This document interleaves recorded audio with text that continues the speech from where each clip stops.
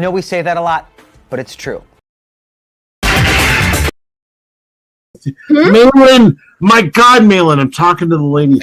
So, Luke would never say that. I'm sorry. Well, in this version, see, I'm talking about the George Lucas Star Wars. This is the next generation of Star Wars. So I almost had to think of Luke as another character. Maybe he's Jake Skywalker. He's not my Luke Skywalker. He's not my Luke Skywalker. I said to Ryan, I said, Jedis don't give up. I mean, even if he had a problem, he would maybe take a year to try and regroup. But if he made a mistake, he would try and right that wrong. So right there, we had a fundamental difference. Who is this guy? How did the most optimistic, hopeful character in the galaxy turn into this hermit who says it's time for the Jedi to end? I read that and I said, what? I mean, that's not what a Jedi does. I mean, a Jedi is optimistic. A Jedi has tenacity. He never gives up. He doesn't secrete himself on an island. But you'll fade in, fade in, fade in, fade in, fade in. No, God! No, God, please, no! No! No! No! Something that George initially set out to do was a kind of 3-act saga with these 3 trilogies, and I think we felt that we should honor and respect that.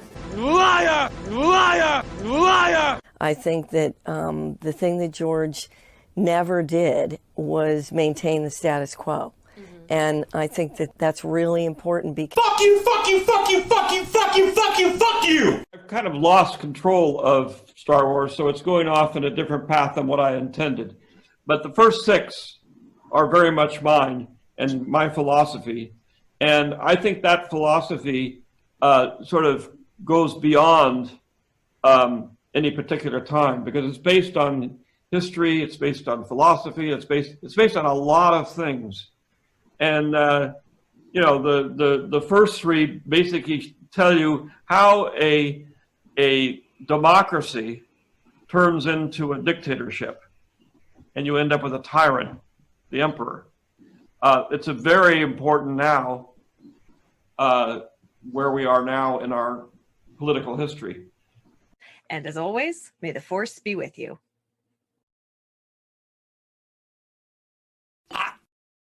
I'm kind of retarded. I am but a mirror whose only purpose is to show you what your own eyes cannot yet see. Look at what the Council did to you. They turned you into their puppet. You deserve to be the true master of the Sith.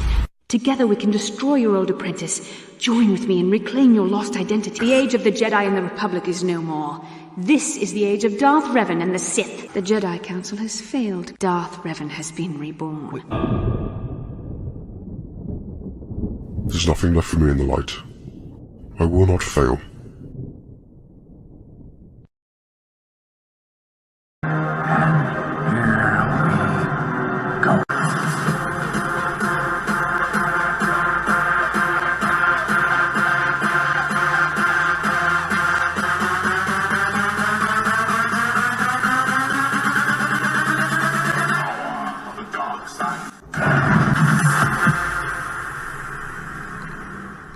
Fade in. What's up, all my actual droids and wikis? It's Anna, also known as Star Wars Girl. I apologize for being, at a different time than usual. I thought it was Jessi's week. She's like, no, it's your week. And I was like, we were both sitting there waiting for each other to send each other the link. And then we figured out it was my week. So hello, everyone. What is up? Jessi, how are you? I've been better, but I've been worse. This is the best way I can say it. Got some family stuff, personal things going on. But other than that, the sun is out. It's a beautiful day, and I can't really complain about too much. Well, guys, I have something we need to address right now. Jessi is mad at me because my country's team beat her country's team. Oh yeah, that's actually the worst thing that's happening in the world right now. It is. One month they have rockets fired at them, the next month they lose in soccer. It's terrible. If one if things get kind of awkward, if you get a weird feeling, it's because Portugal beat Israel 4-0, and Jessi was not aware of it until I told her, and now it's one of those things. So spanked Israel, from what I hear. Freaking ran around on them with their second stringers. So whatever. Whatever, it's cool. You know what? The chosen people can't be chosen to do everything. And honestly, you don't get better than sorry. You don't get better than the Portuguese. I'll put on a good face, but if I seem butthurt, that's why. Yeah. So just to be aware, feel any tension. There's anything uncomfortable. You just gotta understand. Not everyone can beat Ronaldo, so I did tell you how I once sat next to his agent on a plane, right? You did, and I like, like he was ostensibly sitting up in first class at that time, at that same moment. Like not as like he was. I was informed of that. And, yeah, we had a great chat about the time that they almost invested in Uber and then didn't, and then did actually run into the CEO of Uber again in Vegas, who then gloated about how well he was doing and the fact that they didn't invest. It was a cool story. I wonder how Uber is doing now since of like the coof and everything. I don't know. I feel like it was probably. I feel like because of Uber Eats. Oh yeah, that's a good point. I've never used it, but I know other people use it. I spent thousands. I have went from a person who used it a couple times in my life to spending thousands of dollars on it last year. Food is delicious. I like it a lot. Ooh, Anna, I don't know if you were aware of this because I know it's like kind of under the radar and not a lot of people have heard, but did you know that it's Pride Month? Oh my God, I didn't know. Can you tell me more? Yeah, well, so the whole month of June is Pride Month, and it's Pride Month. And you should probably wear rainbows every day and make sure everyone knows that it's Pride Month in case you don't know that it's Pride Month. I have some face paint left over from when I used to do that. Should I just paint my face rainbow? Every single day. And if you're not, you don't have pride and you suck. I got a few emails from everything that I'm subscribed to that kind of mentioned something like that, but I wasn't sure. So I'm glad that you told me. Yeah, it's pride because a lot of people are not aware because it's been very subtle. It hasn't really been, I mean, you might be completely unaware if you're like, I don't know, in the Middle East, because every single virtue signaling company who wants to stick a rainbow flag on their product magically censors themselves for any audience that isn't into pride. Because yeah, it's totally cool to be into gay rights, except when other people want to stone you to death for being into gay rights, in which case you should probably just do what they want. That's definitely how justice works, right? Do it when it's convenient and you're allowed to. And the second you get pushback, you should probably just stop and go where the money is. Or if you want China's money, so you virtue signal about having the first same-sex kiss in a Star Wars movie, but then you cut that scene out for China. Exactly. You don't get both. You don't get to censor it. You don't get to censor yourself for foreign markets and fucking virtue signal to your home market. It doesn't work that way. Oh yeah, this is funny. Richard White, thank you for the super chat. Unless you buy Skittles. Yeah, during Pride, only one rainbow counts, so the Skittles are all white. Yeah, what the fuck? I feel like somebody at Skittles had to be trolling when they decided to do that, and people just went with it.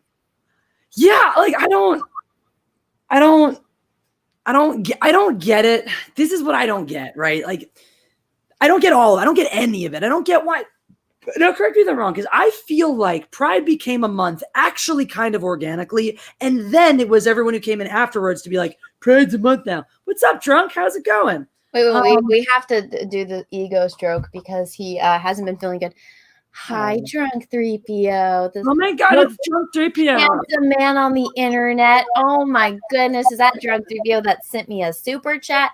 And it's thank you for the super chat. Hi, Anna, heart. Hey, Jessi, crown for queen. Oh, drunk, you flatter me. Oh, look at drunk.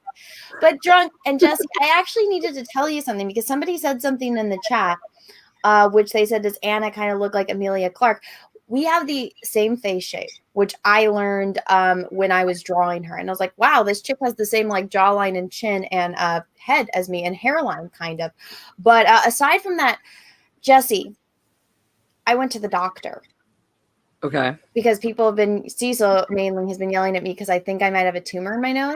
Yeah. And so I have a friend and she like, I was messaging her about it because she's like a nurse for a plastic surgeon. And she's like, oh, I know there's this great dermatologist that would probably look at it for you. Because I told her, I was like, well, I don't have medical insurance. And she's like, oh, no, they do consultations for free. And I was like, oh, okay. And then they'll tell you how much it costs and stuff if you don't have insurance and whatnot.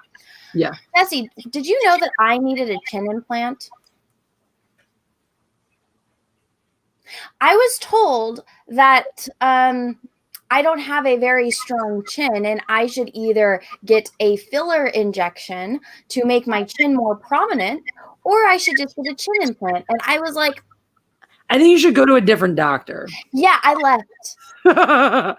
Fuck that. I was just like, what do you mean my chin? What's wrong with I've never in my entire life has anyone ever said anything about my chin. It's a lovely chin. There's nothing wrong with my chin. Wrong with your chin whatsoever. These people's fucking job is to, pick something on your face and tell you they can do something to it to fucking sell you thousands of dollars worth of bullshit. You know what's funny? It was from a ginger. A ginger chick told me. That's the most. I was like, you really got. I don't feel bad at all about saying you guys have no souls, and maybe for you, I actually mean it here, and it's not just satirical. But yeah, apparently, according to the dermatologist, I have a weak chin, and I should get a chin implant. That's Los Angeles for you. I went to the dermatologist to find out if I have cancer in my nose, and I was told I needed a chin implant. Like, what the fuck? Fuck LA. That's Orange County, but it's say SoCal. I feel like it might even be worse in Orange County because I was about to say I feel like it's the OC. Like all the plastic surgeons live in the OC too. Well, so I texted my friend and I told her, and she's like, "What the fuck?" So she's gonna figure it out. But I was like, out of all the things that I think I could have ever been insulted for, or all the things that could have possibly gone wrong with this doctor. And I was like, I never want to. This is why I don't go to the fucking doctor, because they're all fucking weirdos that say stupid shit and want to do stupid shit to me. You just have to vet your doctors before you go see them. Yeah, that's really what it is. It's unfortunately the medical profession is not as consistent as it should be across. No, it's a fucking business. They want me to get a chin implant because they want money. You really got to go to fucking Yelp and read the reviews on your doctors to find out, it's the same way you do with anything else these days. Exactly. To find out if you're going to somebody who actually gives a shit about the medical profession and helping you, or if you're just going to see someone who wants to, pad their pockets as much as humanly possible. So I was like, never in a million years did I think anyone was going to tell me I need a fucking chin implant. But I guess there's a first time for everything, right? Just get health insurance right now because Cover California is open and they're doing crazy subsidies. So you'd probably pay like $1 a month for it or something. You'll have to walk me through it. The chat. Yikes. At first I was going to say congratulations for finally seeing the doctor, but now I feel really bad that your appointment was such a shit show. This is why I don't go to the fucking doctor. I'm telling you guys. It's better just to not go. I'm telling you. It is not always, but I will help you. If there's a bone sticking out of your fucking body, go to the doctor. If you have an allergic reaction to something, go to the doctor. If you are dying, go to the doctor. This little thing in my nose, which I'll probably just get drunk and rip out on my own, I'm not going to the fucking doctor. Captain Count. You said you've also had moles that have been changing shape and stuff a lot. Yeah, but I think that's mostly because my bra just keeps irritating it and I accidentally rip it or something because I think but you have two indications. This is the kind of thing where it's good to just know and make sure, because things like that can turn into other things too. So my mother has been fighting skin cancer for a while, and so she had to get part of her nose cut off and then fixed. So you can't tell it all unless you know what she looked like before. But maybe I'll go to her doctor. Yeah, definitely, because that's definitely, especially if your mom has had issues with it too. That means you're possibly predisposed. The thing with my mother spends all day every day outside in the fucking sun without sunscreen, and she's Scandinavian, and so she comes in looking like a cherry. I do not do. My aunt was the same way. She was a sun baby, and she had a cancer or something removed a couple years ago and stuff. But yeah, no, it's not a bad idea. Any of your moles that are the ones that do get irritated a lot, get them removed, because sometimes it can happen too. If you have a mole that's regularly irritated by your bra strap, something like that can cause cancer cells to grow over time. Melanoma is weird and finicky, and it in and of itself, when you catch it early, is not usually a big deal. But if you don't catch it when it metastasizes to the rest of your body, that's when dying happens. So yeah. I'll eventually get it, but I'm just I don't want to do it anytime soon. Oh, but also Jessi. So I was getting attacked on Twitter by the weirdos, and did you know Apparently, you get moles from touching other people's moles, and I am a disgusting whore because I am covered in moles. I love how the arguments from the supposedly progressive people out there are like the puritanical arguments for why women are the devil and should be like burned at the stake. Yes. It's like, do you hear yourselves? Like, oh yeah, I know. Freedom and justice, but oh my god, you're a disgusting whore because you wear a low-cut shirt and have moles. Like, really? Like, freedom and justice for everyone, but if you're a woman we don't agree with, you're a fucking slut. And I'm like, let's see if I can. I think the tweet might have gotten reported enough to it getting removed. Good. Screenshots are important. But so I posted this pic. So this person basically said I weighed 450 pounds, right? And so I'll show you.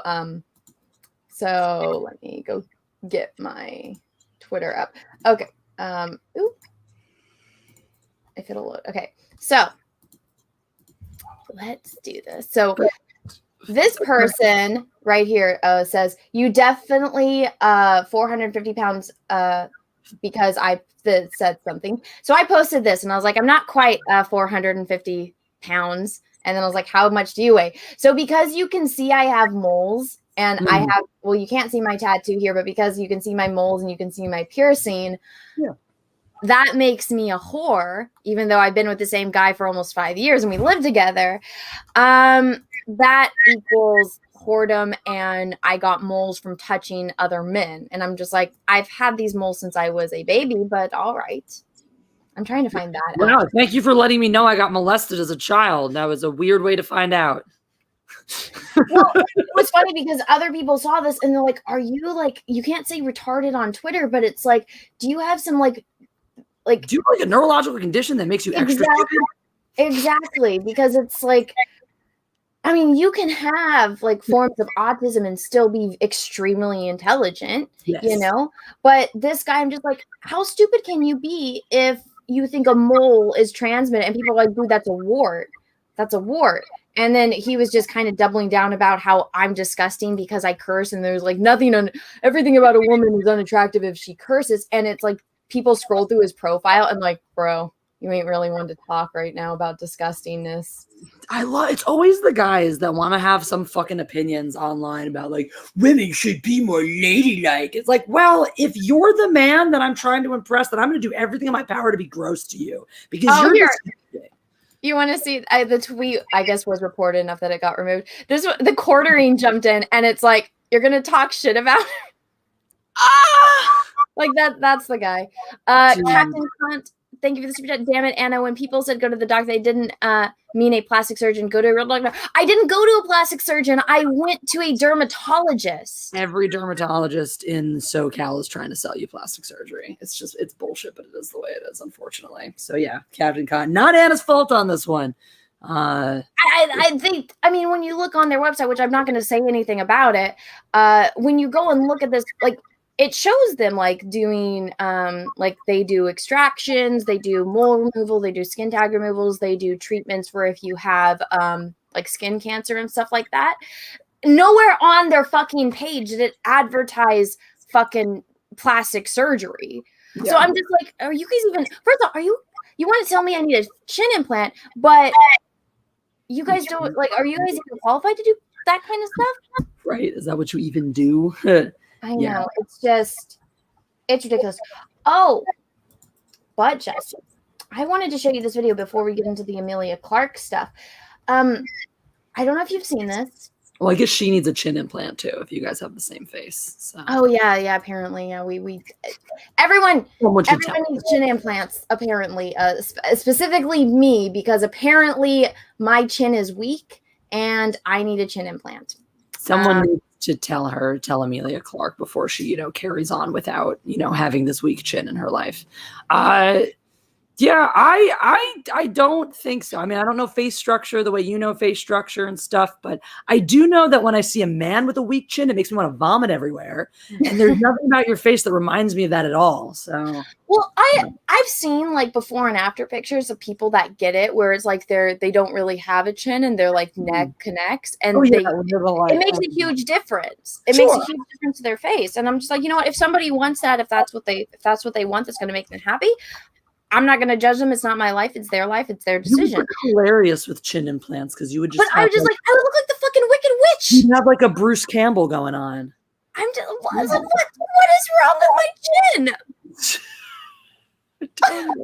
Out of all of the things to complain about, my chin is not one I would think somebody would go to, but.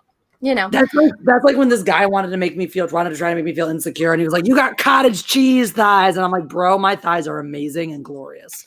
Also, like I have had gigantic thighs my entire life, and only in the past several years has my body type been like the in body type. So I have waited my entire fucking life for thick thighs and big butts to be in. There is nothing that is gonna make me feel shame now. After my entire life of loving this body, not a goddamn thing is gonna make me feel shame about it now when everybody else is doing their best and getting butt implants to try to have my body. So the butt implant things I just think is fucking. There's this one episode of like Keeping Up with the Kardashians where Kim is like, I need to prove that my ass is real. So they go to get her ass x-rayed.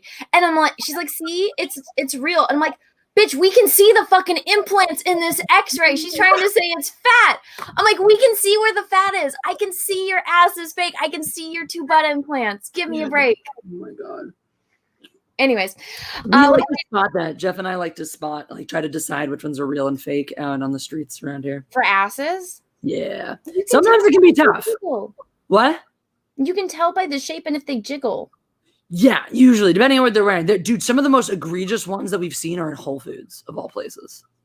Well, that doesn't surprise me. Boom. Thanks, dude. What's up? Thanks for the super chat. Hey, girl, miss you. Bacon, bacon, bacon. I missed you too. It's been a while. I've been watching your streams, though. I really like the ones you do with all the guys, and you're just talking about comic book knowledge. And I like the one with your guys' stories. That one was interesting. I miss bacon. Oh, Lord Sinatra was in my chat last night. Ooh. It was exciting. I was like, maybe he'll make a song about me. I know. Keep an eye out for that. Claudia, thank you. Don't get plastic surgery. Won't age well. Just like having a ton of tattoos. Just don't look good after a certain age. I always say, think ahead. I don't want plastic surgery. I wasn't going to get plastic surgery. I have this thing that might be a little tumor up my nose that I went to go get looked at, and they tried telling me I need a chin implant. And I'm just like, you know that gif with a cat where it's like that. I was pissed, and I came home and I told Peach, I was like, they told me I needed a chin implant. And he's like, what? Bad doctor. I know. Stephen Kraft, thank you for the super chat. Your chin looks great, Anna. Not as great as Henry's chin, but hey, you can't compare to mere mortals to a god. And I bet Henry likes your chin too. Oh, thank you. But see, Henry has a cleft chin. I don't think cleft chin look good on women. No. Very rarely does a cleft chin look good on a woman. There's like a certain type, like it's a very like cute sort of like mousy type that can pull it off. But yeah, I'm with you. I'm not like, I don't think it looks ideal. I think I always think of it as a very masculine feature. It is a very masculine feature, and I feel like you have to have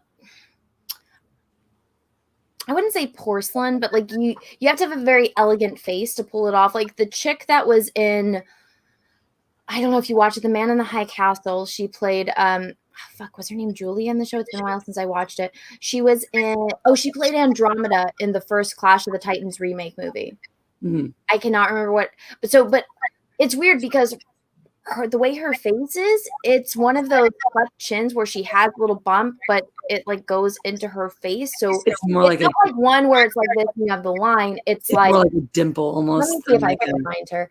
But so like Demi Lovato, she has a cleft chin. They have fillers. I do this. I like really stick it out. I have a small cleft. Very, very small though, and it goes away if I don't stick my face out. So it's hiding. It's hidden. Okay, Alexa Davalos, I think it's her name. Oh, wait. I feel Here, I'll pull up a picture of her right now. So, here we go. So she has a cleft chin, but I think the way that her, like, see, it's like her. Yeah, like it sort of makes like sort of a upside down kind of heart kind of thing where like her whole face Yeah. sort of leads into it a little bit. She has it, but the way that she has a round face, so the way that her jawline goes into her chin, it's not masculine. It's very subtle, and I think Yeah. so. Like her cleft doesn't bother me, but there's some women that I'm like, maybe you should go see the person that I saw that was recommending the chin implant. Yeah, no, I hear you. I definitely. I can think of the type, but yeah, no, that's who does. What's her face? Does Keira Knightley have a cleft at all? I'm just thinking. I always think of her really, really stuck out face. She just has a lot of angles on her face. She does. Yeah. It's weird because she has a very strong jaw, but it works on her. It does. It's like still weirdly delicate. Like her face is still weirdly delicate, even with the big. Because that's what I was thinking about. Because I was like, she does have a very. That's interesting. I've learned so much about faces from like talking to you and Jeff and artists about art and stuff. How to draw. Well, I mean, I love drawing and painting faces. So I don't even mean just how to draw. I've learned about that too, but just like about them, like how they work, how they're shaped and stuff. Like I'm starting to see them a little bit differently sometimes because the way I'll hear you talk about it or the way Jeff will talk about it, it's cool. It's like, oh my God. It's one of those things that it's like, that's one of the most fun things about humans and how diverse everyone is. It's like you can have the ideal human, which actually that guy that you like, that's from Supernatural, if you look there's this, diagram of what the perfect human face would be like. Yeah. He is it. That's him. And I'm like, I personally don't think he has the perfect human face. I think he's a handsome man, but I wouldn't say his face is perfect. But based on that ratio, he fits it perfectly. Yeah. And so I like it a lot. It is a I face. really like it a lot. Oh, okay. Maybe I should bring up that first then. So we watched The Boys. We used to do that review thing. So it's been a while. So I don't know if you know, I have all of The Boys comics, all the volumes and whatnot. Yeah. And so I've read a little bit about it, but so as you know, that guy that you like, what's his name? Jensen Ackles. So he's cast as Soldier Boy, right? Yeah. All right.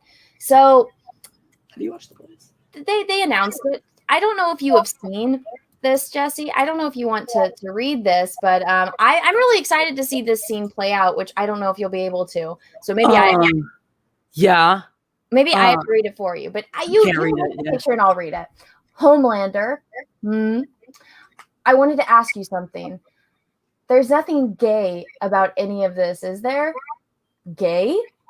How on earth could we do anything gay? I'm Homelander and you're Soldier Boy. My goodness, where on earth do you get an idea like that?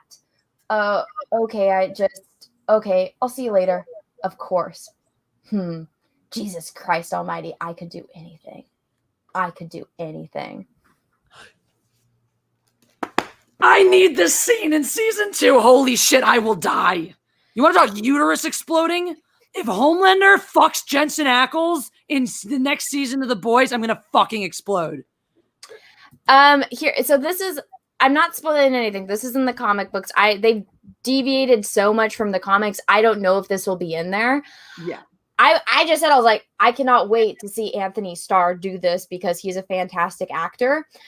But so this is in volume 4 of, so this is way far into the future. So there's basically a superhero sex orgy party going on in this scene. And so that's Soldier Boy and Homelander did the deed.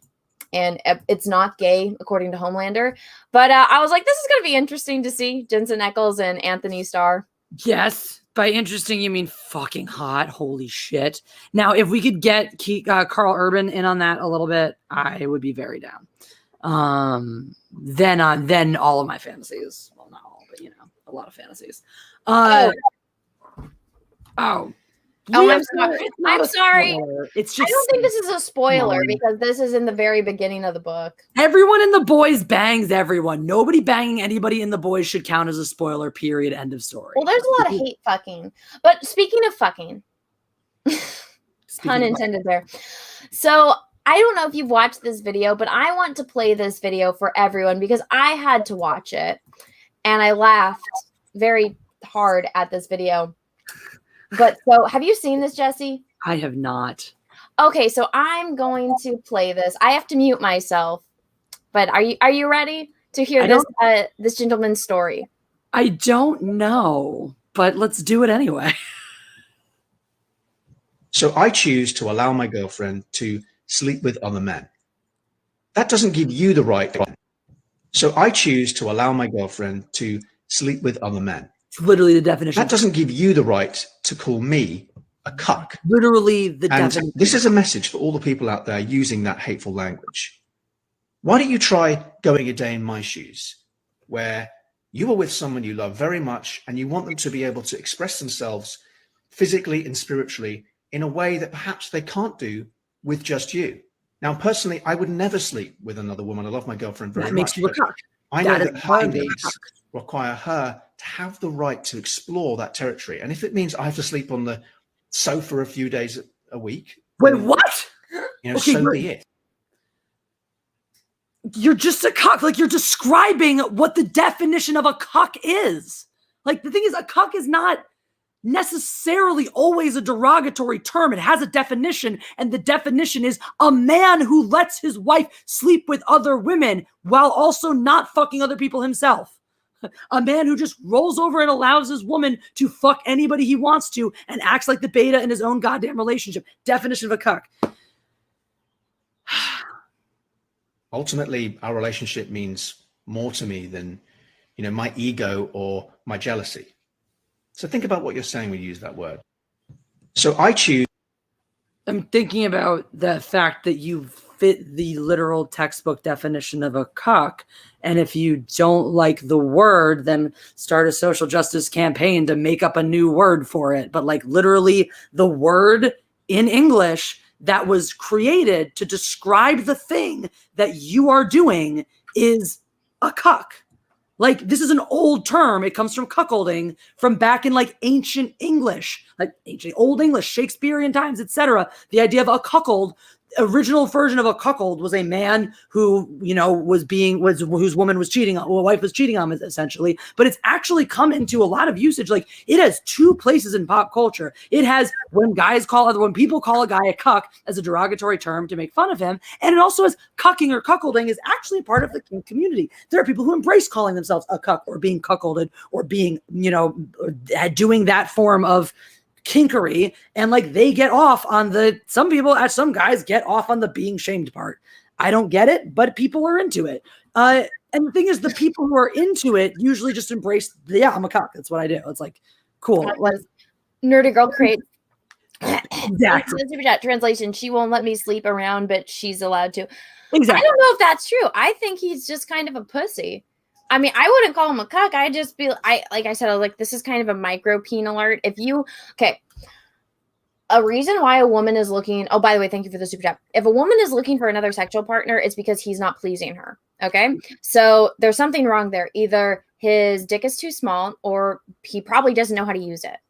And he doesn't know how to utilize other things in the bedroom to get his woman off, which is why she's going off and seeking other men. Because if a woman is happy in her I don't think Hugh Jackman is worried about his wife cheating on him, right? I don't think Brad Pitt was worried about Angie cheating on him. Let me tell you guys a very personal story. Before I met Jeff, I hadn't been in a monogamous relationship since I had gotten out of my last long one in like 2014. Because I was like, I thought, no, monogamy, blah, ew, I should be free to blah, blah, blah, blah. And guess what? The second I met somebody who pleased me 100% in bed, I had no problems going, I would like to be in a committed monogamous relationship with you forever. Because Anna's 100% right. If the D is good, if you are giving her the good D and you are satisfying her needs, she ain't looking elsewhere. No. And it goes the same way with guys. If a guy is looking around, well, he's probably not getting what he wants from you. It's like, I mean, it's bring Amber Heard into it. There's a reason why she has all of these simp guys like Elon Musk and why Johnny Depp didn't leave her after she cut off his fucking finger. Gundam said it best. she probably is a fucking firecracker in bed, and she's making Johnny Depp and the guy she's fucking see new colors that didn't exist before. Yeah. I mean, there's a magic when it comes to the sexy timeness. Now, this guy, he doesn't strike me as fucking Fabio. I don't think this guy is packing any heat that is going to make a woman, just go, oh, yes, please, bam, bam, bam. Which is why he's sleeping on the couch. It's in his fucking house, Jessi. She's not going over to another guy's house. She's bringing guys back to the house and making him sleep on the couch. It's like, Gundam said it too in his video. She's your fucking roommate. Dude, guys who, and this is like, I always bring in my the kink shit, right? I have a friend who is like very, very active in kink communities. Several friends who've been in it. So I've heard you want to know if like this weird stuff exists? I probably know someone who's into it. Guys who are in cucking relationships who are like actually in it for the shame, like who are actually in it to like be forced to stand in the corner and watch while a man pleases his wife better than he does, like who actually get off on that as their form of whatever, still go to bed with their wives after it. Men in respectful relationships, like, cause yeah, I don't judge. If you want to have a weird kinky relationship where you're out cucking each other left, right, and center, that's fine. But everyone I know in some kind of relationship like that, they still go to bed with their primary. That's a fundamental of respect. The fact that you're sleeping on the fucking couch while your wife or girlfriend is sleeping with another man in your fucking bed means you have no self-respect and she does not fucking respect you. Because don't fucking kid yourself. This bullshit. Think about that. Think about how much I respect my woman. Think about how much she fucking respects you. Think about what woman respects a man that goes, yeah, I'll sleep on the couch while you fuck another man in my bed. I wouldn't. Fuck, I would not. I absolutely would not. Would I love to be in that relationship? Are you kidding me? With a guy who treats me like a goddamn princess and lets me do whatever the fuck I want to, probably cooks me breakfast and brings it to me in bed while this other guy is eating me out? Hell yeah, as a woman, of course. If somebody is offering this shit to you, of course you're going to take advantage of it. Because why? What are you locking yourself into? You can get some strange anytime you fucking want to. And Bimbo here is not going to care. She's going to sleep on the goddamn couch. Well, I said the only way he's okay with this is because he can't get anyone else. And I was like, he probably has a micro peen or something. And like, that's how he justifies. Is no self-respect. Yeah. There are men out there who knows? Maybe he's got an 8-inch cock. He just doesn't know what the fuck to do with it because he has no self-esteem. The sad thing is, guys out there exist with perfectly usable junk who are like, oh, I hate myself because it's only 5 inches. Like, bro, you're packing average. Like, be happy. I've seen the 3-inchers. They're a sad lot out there. Learn what the fuck to do with it. You have a face. You have fingers. You have lips. You have the internet. Any fucking guy who takes the fucking time to do it can get a woman off if you just fucking put some effort into it. But your ass would rather sleep on the goddamn couch and be that much of a goddamn wiener. Man up and learn how to please a fucking woman. This is the problem. You want to know how to please a woman? Acting like a vagina is not the way to do it. Learn unless they're lesbian. Vagina is. Yeah, it's just he has no self-respect and she doesn't give two shits about him. He is her roommate that pays her bills, that treats her like a princess. He's not only is a cuck, I don't want to say it. He gives other cucks a bad name by how pathetic of a cuck he is. Like, he gives the people who are out there going, oh my God, I just realized I got cucked by my girlfriend. Or the guys who are out there being like, yeah, I get off of me cucked by my girlfriend. He makes them look sadder than other people already think they are. Put it out there. They're not shaming anybody else. Shaming this guy. Fucking shaming the shit out of this guy. This James Andrew Morrison, people are that sad though. People are that sad. And that's the sad part. He exists. This man is real. And this man, Anna's absolutely right. The sad thing is though, this is probably not even the only, if he worked on himself and just bothered to have self-esteem, he probably could get a real girlfriend. Mm-hmm. He's probably so busy. There are so many women out there that all they want is to be loved and to find somebody that will love them. I mean, okay, what is the number one genre for women? Romance. I wonder fucking why. Women want to be in love, they want to be loved, and they want to love on somebody else. So come on.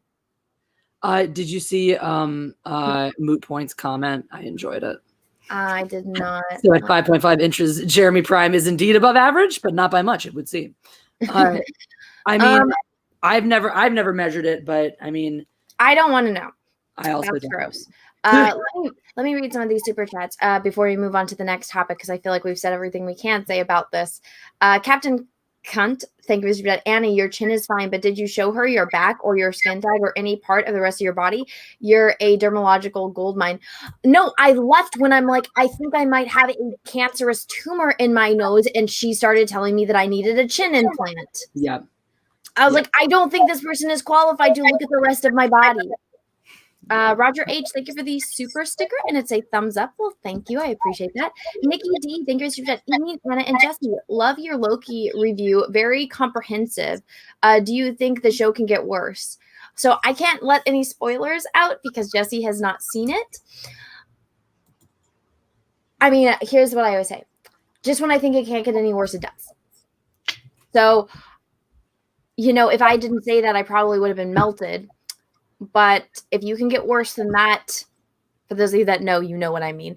For those of you that don't know, go watch my review or go watch the episode, then go watch my review and you'll understand. But I just want to point out El Gallo de Oro, you know what's up. He said, made a comment before. He was like, gotcha. You know what's up, buddy.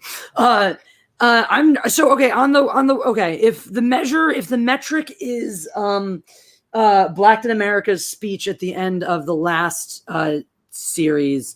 If that's our wokeness measure, I don't know what you're talking about. You didn't watch Captain America: Winter Soldier? No.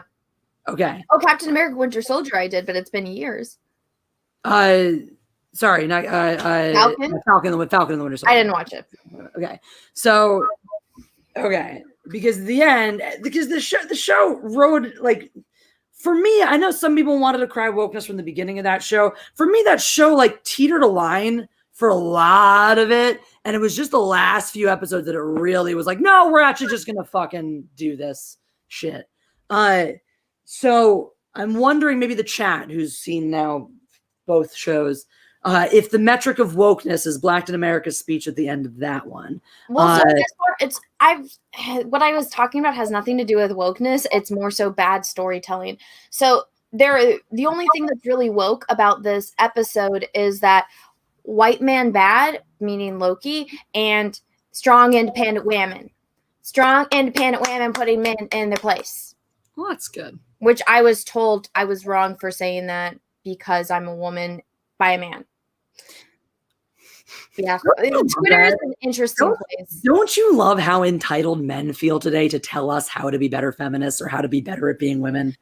I love that. I love how the fucking actual, like the women next to them fucking enabling their shitty behavior don't actually understand that they are enabling the most shitty, problematic, asshole, toxic men in our entire culture.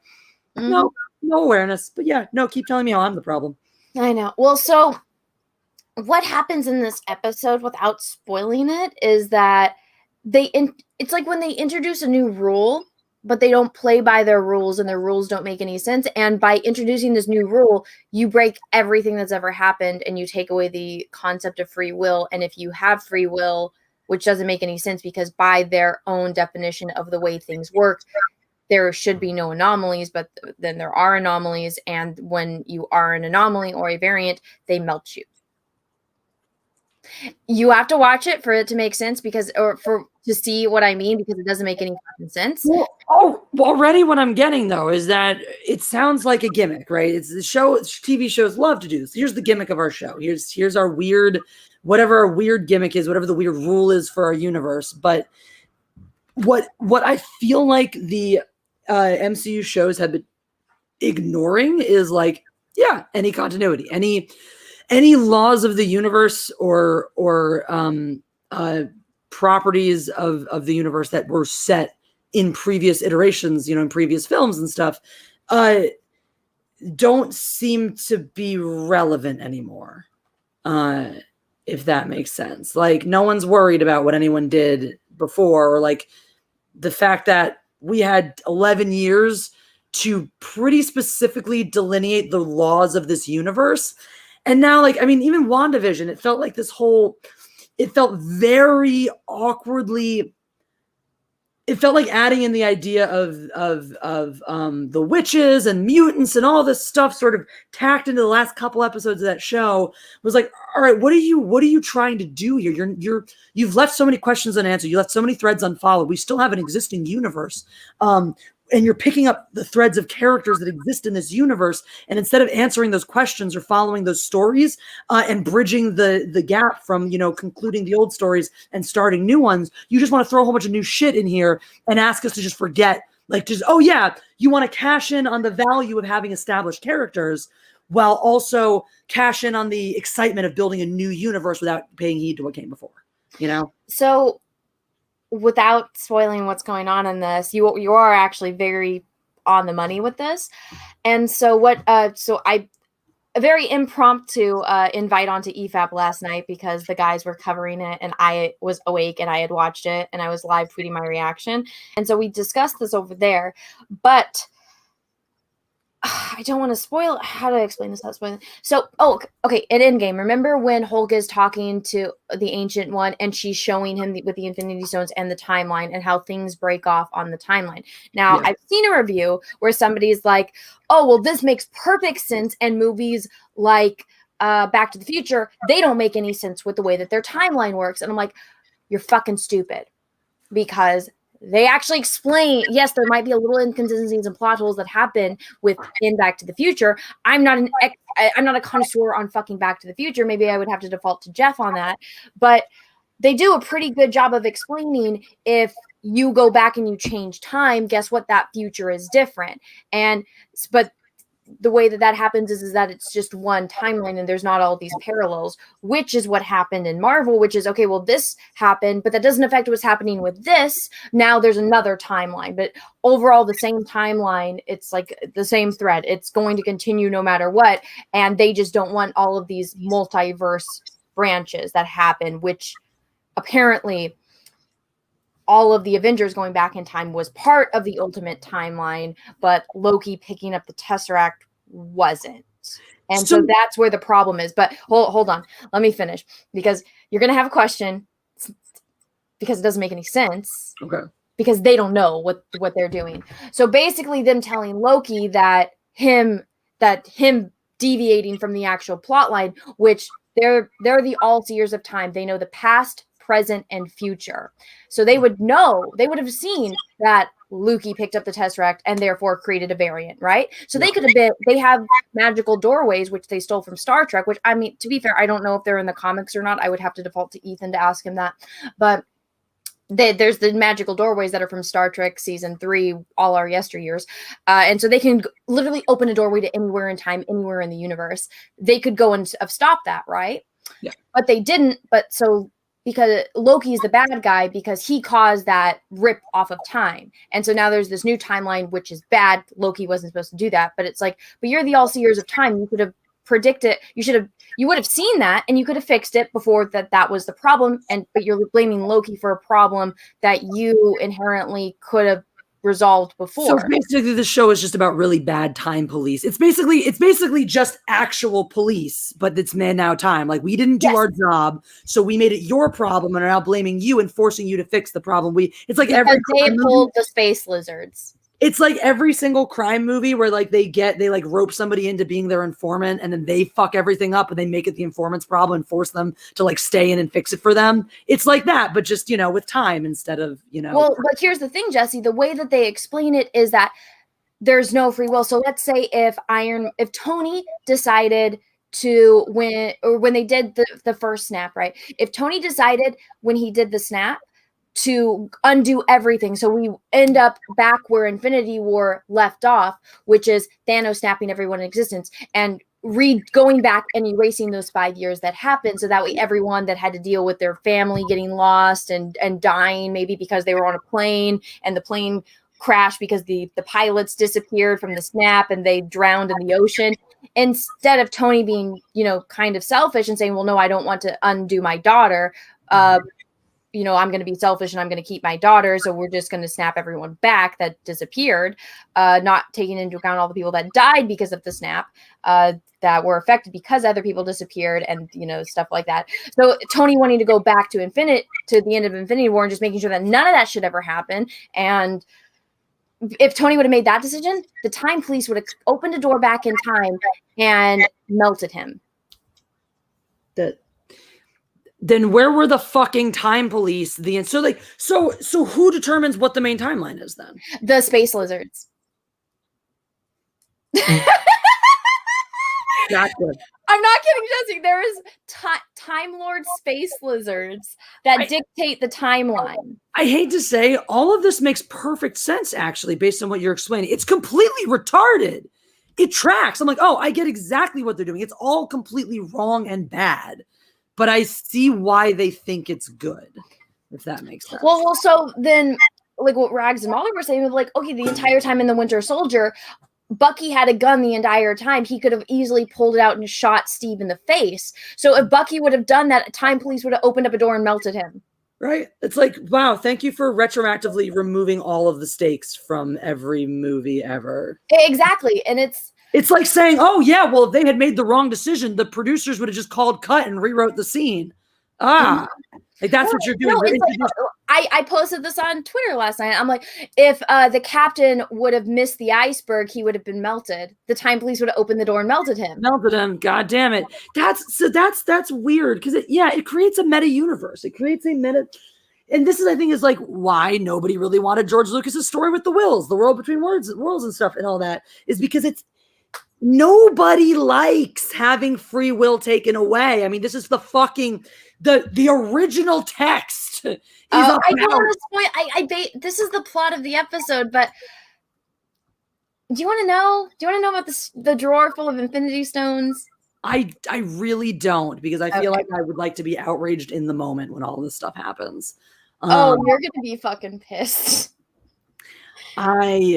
Let's just say these time police and Loki realizes it, that they're literally the ultimate weapon, and they're the ultimate fucking assholes. They could have stopped Thanos from killing everyone. They could have gone back and made sure that Hitler got into art school, and none of this would ever happen, right? But instead, this brings up the original theological question, right? The one everyone loves to ask people who are like, well, I believe in God, the God of the Bible that I was told to believe in when I was a kid, and blah, blah, blah, blah, blah. And then you ask the problem of evil.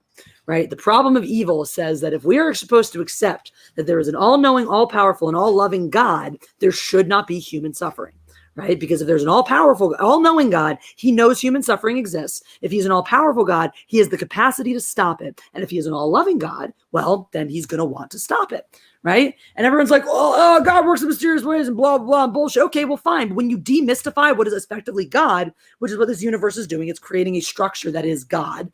You demystify all of those things where the ultimate answer for anybody who is religious or has faith ultimately is, you will always get to them saying, well, God works in mysterious ways. Well, it's not for us to know, because that's the whole point of faith and God and supreme beings, is that you don't know. There is no logic. There is no fact. There is no fucking science there.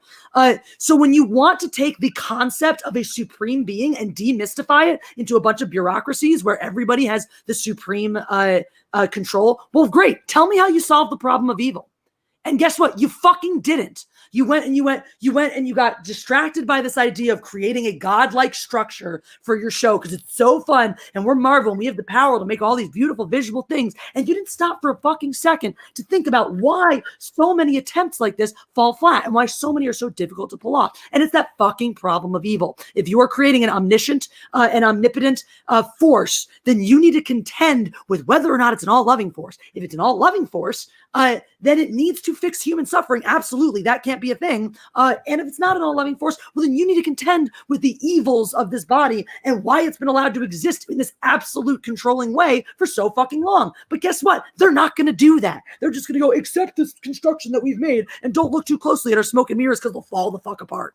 Well, it's like this, whoever the fuck wrote it. It's okay. So I think this is when, you know what? I watched Scarface for the very first time last night because I was like, you know what? There's nothing new coming out that's good. There's all of these movies like what, over 100 years of cinema, and I haven't seen all of them. So I'm going to actually go back and watch it because, and I think what happens in Scarface is a perfect metaphor for this. Okay, so you have Antonio Montana who comes over as a refugee, right? And he's hungry, and that's a common thing in it. He's hungry, and so because he's hungry, and I'm not just talking about like literal hunger, I'm talking about he's hungry, and he sees the things that he wants, and so he goes after it. He makes incredibly intelligent decisions.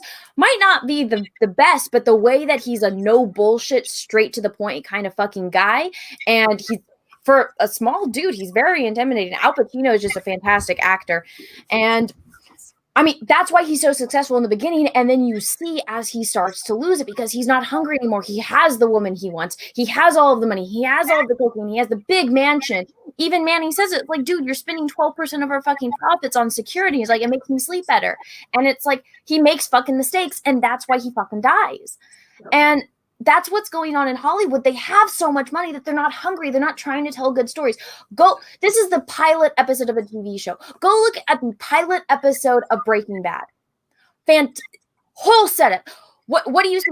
It's literally a panning of his house, of Walter White's house. You see he's got a fucking Nobel Prize. You see that there's all this baby stuff. You can tell that they're middle class America, but obviously they're not. There's something off that a guy that with a fucking Nobel Prize is living in a house like this with all of this clutter. You can tell that there's something wrong. And then you find out that he has cancer. And it introduces the wife. Obviously, they're not in the happiest marriage. They got the issue with the son. You have the issue with him being a teacher that's unhappy that has cancer. Something happened to him. You meet all of the characters. You meet Jessi and you see how it's a setup for who these people are, how they interact with one another, what their world is like, what their everyday life is like, and how they respond to situations and set up the rest of what's going to happen for the rest of the show. It's a fantastic pilot episode. And same with Mad Men. You get, even though it's the real life, right? Real life, you find out real fast who, what's his last name? Who John Hamm's character is. Right? You find out real fast who all these characters are, what the dynamic is between this, and what this story is going to be about. What is this story? Loki, the Time Police are the ultimate evil, but Loki is they're the bad guys, but Loki's the bad guy, and they're good because of reasons. And Loki, even though Loki makes very completely logical points, very good arguments, he is wrong because of reasons. It's not like, there's the fish out of the water concept, which a lot like Marty McFly. We're watching the movie through Marty McFly's point of view. He's the main character. Okay, this TV show is called Loki. Loki is not a character in his own TV show. Loki is a plot device. He moves through scene, things happen, and people are explaining everything to him. And when he makes a point, he is told he is wrong. And then when you would think we're moving through this universe through Loki's point of view, we would see everything that's going on with him, and Loki is not acting like himself. When a character says something to him, instead of having a quick, witty comeback like the God of Mischief would, he cries. It's like, oh, Jessi's face through this. I'm not spoiling anything for you. You're going to see. When we're watching Back to the Future, Marty McFly, even though it's his own fucking town, he's back in the past, and we're watching as he goes into these scenes. We're seeing how he perceives it, his response to that, and that's what moves the plot. He is an actual character. He's not a plot device. The thing that drops us into both his point of view and the world is him interacting with his hometown in ways that he thinks should be normal, but then suddenly very much aren't, because everything's different, everything's changed. It's his interactions. It's his, blown away by the price of pop at the soda counter and shit. Like, that drop us into his perspective, to his shoes, and take us on the journey with him as the point of view character. Exactly. Well, see, this is plot device. What a waste of it. I know Loki was one of the best characters, I think, in the MCU. Loki was one of the best characters developed in modern cinema. And the fact that they're going ahead, I already hated the way they did him in Endgame. I thought that was a bullshit. Yeah. I have to pee. Do you want to go on that, devolve into that point a little bit? I'll be right back. I know some people are like, oh, in Infinity War, it's fine, it's whatever. I did not care for the way they offed him in Infinity War. I thought it was completely bullshit and completely inconsistent with his character. I thought at the very least they should have had him, swear his fealty to Loki or to Thanos and serve him, well for a fucking minute or two and then die, getting caught out or something like that.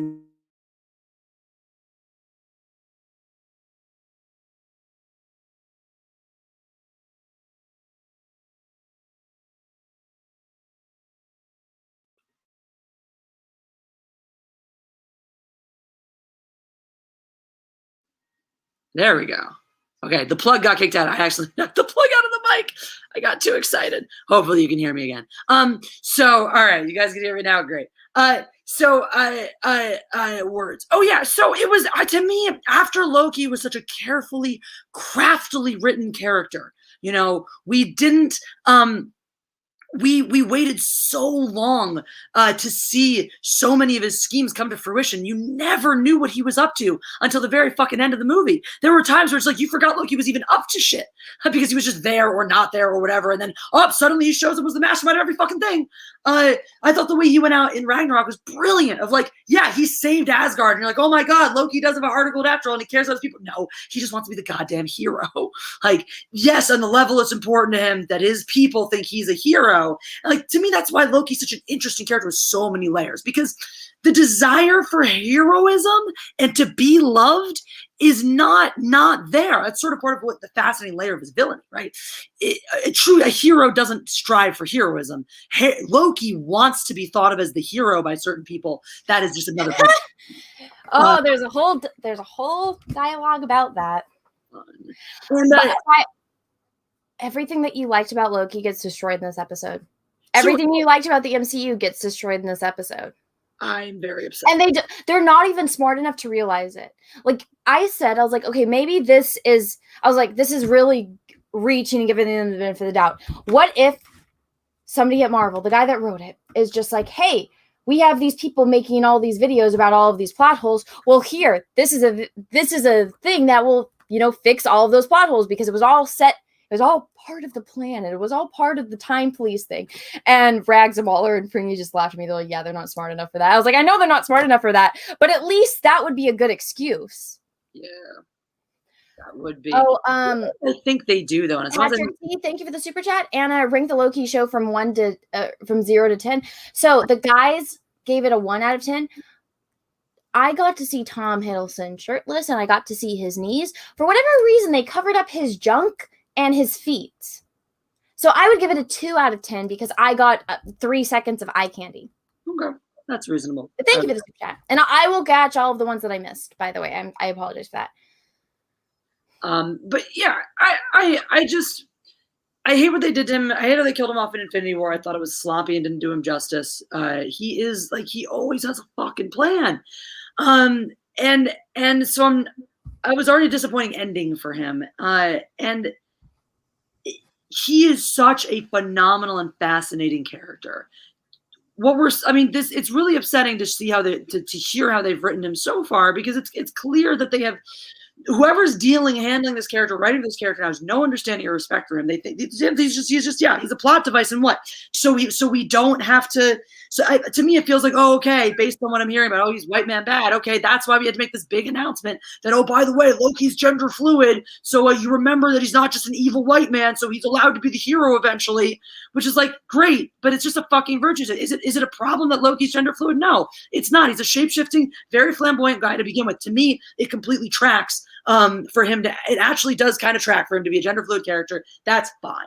But let's make a big old fucking announcement during Pride Month and all this shit. That's a goddamn virtue signal. And I don't have time for that shit. Yeah. Well, so the thing with, honestly, if you went back, I don't know, maybe to the 70s or 80s, I think David Bowie would have been a perfect, like if you want to see a real life man that could embody the character of Loki, I mean, that's David Bowie. It was funny. There's this one interview where he's like, oh yeah, when I me and the band, he's like, yeah, we got the makeup on, and they're like, ew, makeup, and he's like, then the way that the girls responded, he's like, well, yeah, we were all in the dressing room, he's like, give me the blush, give me the makeup. And I was like, oh my god, that it's great, and he's just laughing about it. But again, the way that David Bowie does things, which I think a lot of people that aren't hardcore fans of him might not understand, is that he's pretty much down for a good time, down for anything. And as an artist, it limits him to deny himself trying certain things, which, I mean, he's been very open about that, but also he's playing a character. Ziggy Stardust is a character. And I mean, there's, I think this is actually a pretty easy one to find. There was one time where he was on the Rosie O'Donnell show and she's talking to him about, because she likes the China Girl song, right? And then his wife, Iman, just happened to be there. And so she comes on and then it's funny hearing it from her because she's like, no, David doesn't play his old music because that was a phase, that was a character, that was an evolution, had an arc, and then he's done with it. He doesn't go back and play his old music. Yeah. And, like Ziggy well, then he plays Rosie instead of My Little China Girl. He plays like My Little Rosie Girl. And so but I think that little insight, because him and Iman were extremely private about their life and their relationship, which I think is pretty respectful, and they were very much in love and they had a very happy life. But it was interesting to see that because I was like, whoa, I actually haven't heard him really talk about that before in interviews. And I mean, I've watched every fucking David Bowie interview that's been on the internet. And so to see that, I was like, that's interesting. That's interesting because it's like, you follow it and it's like, oh yeah, well, you see the patterns, and obviously you're promoting your new album. David Bowie has his new music. He wants that to be the stuff that's getting promoted and being out there and shown and stuff. But so, why would you bring up that when you're really trying to promote this and you don't want this, popular song to outshine this new song that you're trying to get to your audience, right? But so, I mean, you really want to look, but the point that I'm actually trying to make here is that at the end of the day, David Bowie is a man. Loki is a man who is comfortable being, a freaking chameleon and changing into all these different characters. He'll change. What didn't he change in? Was it a horse or a donkey? And he had a kid that way. And he's okay with becoming a woman, which is the villain of the show. Is that it's female Loki is the villain of the show, which is not a spoiler because they announced that already. And so. It's just you're going to see all the different versions of Loki. And that's why it's like when you look at the logo for Loki, it's all the different versions of the word Loki. And so the whole gender fluid thing, it's 100% a virtue signal because it's like, well, yeah, that's kind of common sense when it comes to the character. But also, he's the god of fucking mischief.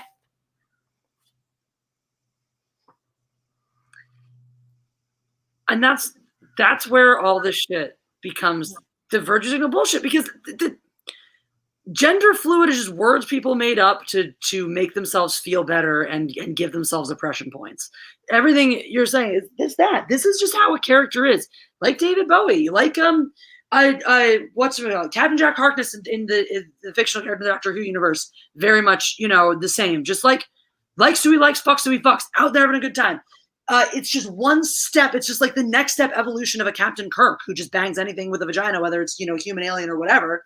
That was always, the trope of his character. It's one next evolutionary, step in terms of our culture to make it, okay to now drop the barrier for anything. It's fantasy. It's gods. Do you trace back to Norse mythology, to Roman mythology? You have these weird, bizarre, shape-shifting, kinky, freaky stories where nobody felt the need to go like, oh my God, we have a gender fluid character, look how important we are. It's just like gender fluidity is not a thing that makes you more oppressed, not a thing you define yourself as. It's just like, it is just the act of not waking up every day and feeling like you have to dress the exact same way to present a certain fucking way. Like it's not this mystical, magical thing or like an identity that you get. It's just like a concept. It's just like a thing people use to describe somebody who doesn't present 100% the way you think is traditionally female or masculine all the time. And to make it more than that is just if I try to fucking score points on it. Well, it's 100% trying to score points on it. But again, the people that do this kind of stuff haven't watched movies and they don't pick up a fucking history book. Again, go back to fucking the Romans. Okay, they would have fucking orgy parties every fucking night. And guess what? It didn't matter if you were fucking men or women. Alexander the Great, look at that. Greeks, like, come on, throughout all human history, people didn't really fucking care if you were fucking men or fucking women. I get at the end of the day, if you were royalty, you had to produce a fucking heir. And if you were married and your partner wasn't okay with that, well, then that's where the real issue is. But you really didn't have any of you, as far as I'm aware, you didn't really have people having problems with this until you got, with like the Inquisition, you have, or you have this puritanical society that says you must do this, this, and this. And I mean, heck, wasn't our country based off of pilgrims that came because they were leaving a type of religious persecution, so they came over on the ships to America and stuff like that. Isn't that kind of what a country is based off of? But no, apparently our country didn't exist before slavery. Here's the secret, though. Here's the secret that they don't tell you, though, is a lot of the people who came, there were the people who came over, like the Quakers and stuff, who came over and started a lot of the country. A lot of the people who founded New England, the fucking Puritans, came over and started New England because the rest of everyone else was like, oh my God, this is way too stringent and way too fucked up and way too prudish. And the Puritans were like, this is not prudish enough. This is not, controlling enough. And those fuckers, for some reason, that fucking mentality is the one that manages to sit and fucking persist all the goddamn time. This puritanical idea of like, oh no, you have to do it a certain way. Well, it's funny how the more technology we've gotten, as we've developed through time, and basically the way our society, like just the evolution of humanity, not the physical evolution. I'm talking about the I guess the tribalism of humanity. You go back and look when people depended on each other to live. It's like, okay, well, this person is a good hunter. This person, this woman, is a good mother. She likes watching multiple children. That woman is really fucking good at spotting berries. This person's a really good tracker. When you depend on each other, and it's like, well, then you don't really want to screw over the person that can find the fucking animals for you when it's dead of winter and you ran out of food, and this person, for whatever fucking reason, can see fucking tracks through a layer of snow.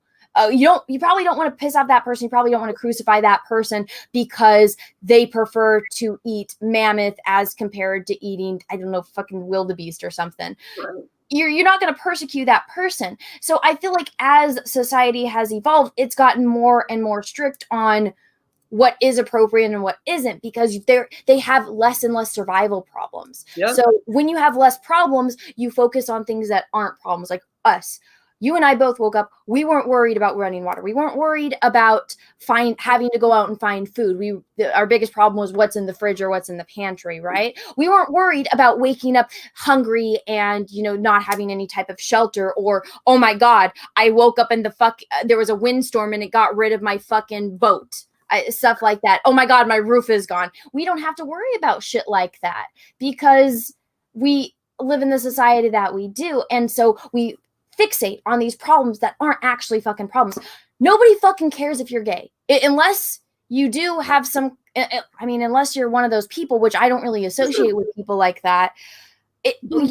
Normal human beings don't care who another human being is fucking. If we see, I think it's a rule of thumb for everyone, unless you're a fucking asshole. If you see somebody breaking into a car, it doesn't matter if the person whose car is getting broken into is gay, is black, is Asian, is white, is Jewish.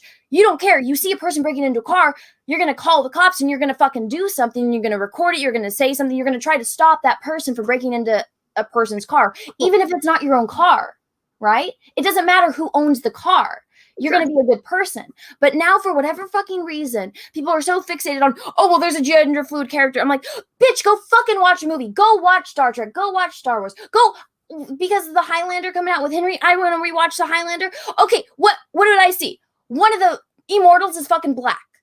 The other guy, then the guy that owns the hotel that the bad guy stays at, he's fucking gay. It's like, you really want fucking diversity? You want people that are a part of the LGBTQ+, you want people of color? They've been in movies since the beginning of fucking time. Go fucking watch it. And stop complaining and stop virtue signaling about it. You guys really fucking cared, you guys would go and do that, but they don't. They just virtue signal, and it's irritating. Exactly. No, you're fucking right. You're exactly right. And this is why I have such a problem with it. It's not like this stuff isn't there. It's not like this stuff doesn't exist. And it's exactly like you said. People, as a society. I just got red stuff on my white shirt. I'm gonna go wash it.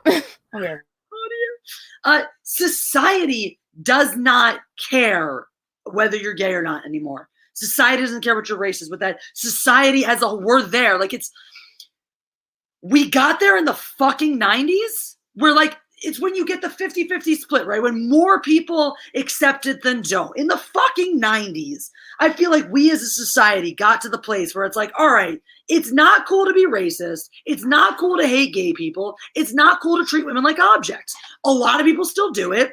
And we're just going to, overall society, decide that's not cool. And we're going to embrace a narrative that promotes things that, show otherwise. Cool. Great. We were fucking there. We were fucking there. That's exactly where you want to be. And so everything tracks and continues like it did from the 90s into the early 2000s until all the wokeness bullshit took over around 2010-ish and later and all that. We were fucking there. We had as a There's society. no stain. Crisis averted.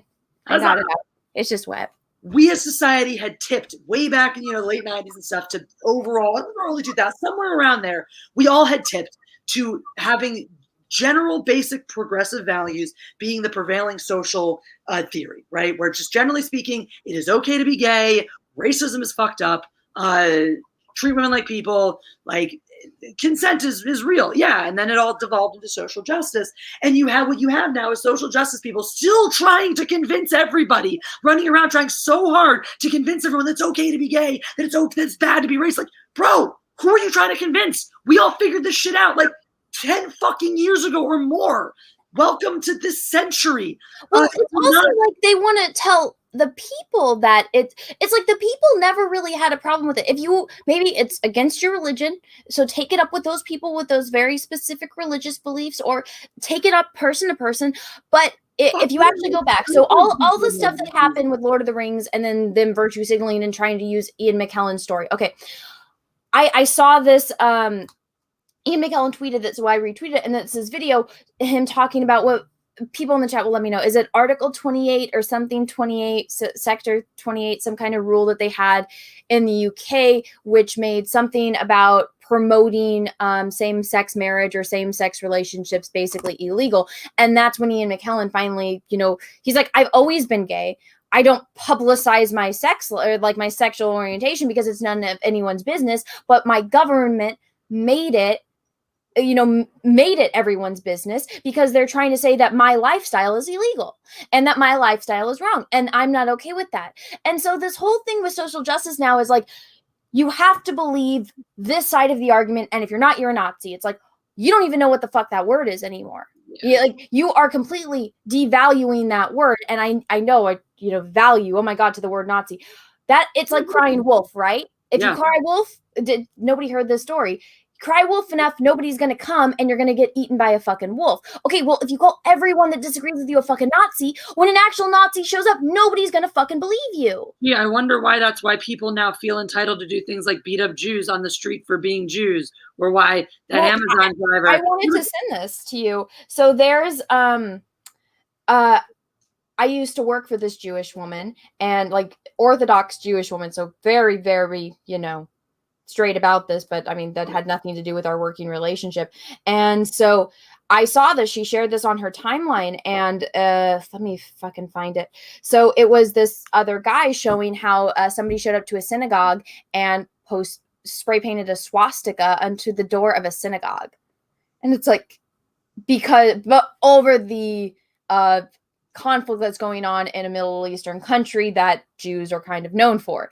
And so it's like, you're calling Americans that have absolutely nothing really to do aside from cultural heritage and the importance of that part of the world to this very specific religion. You're going to go and associate them with the people that tried to commit genocide against them.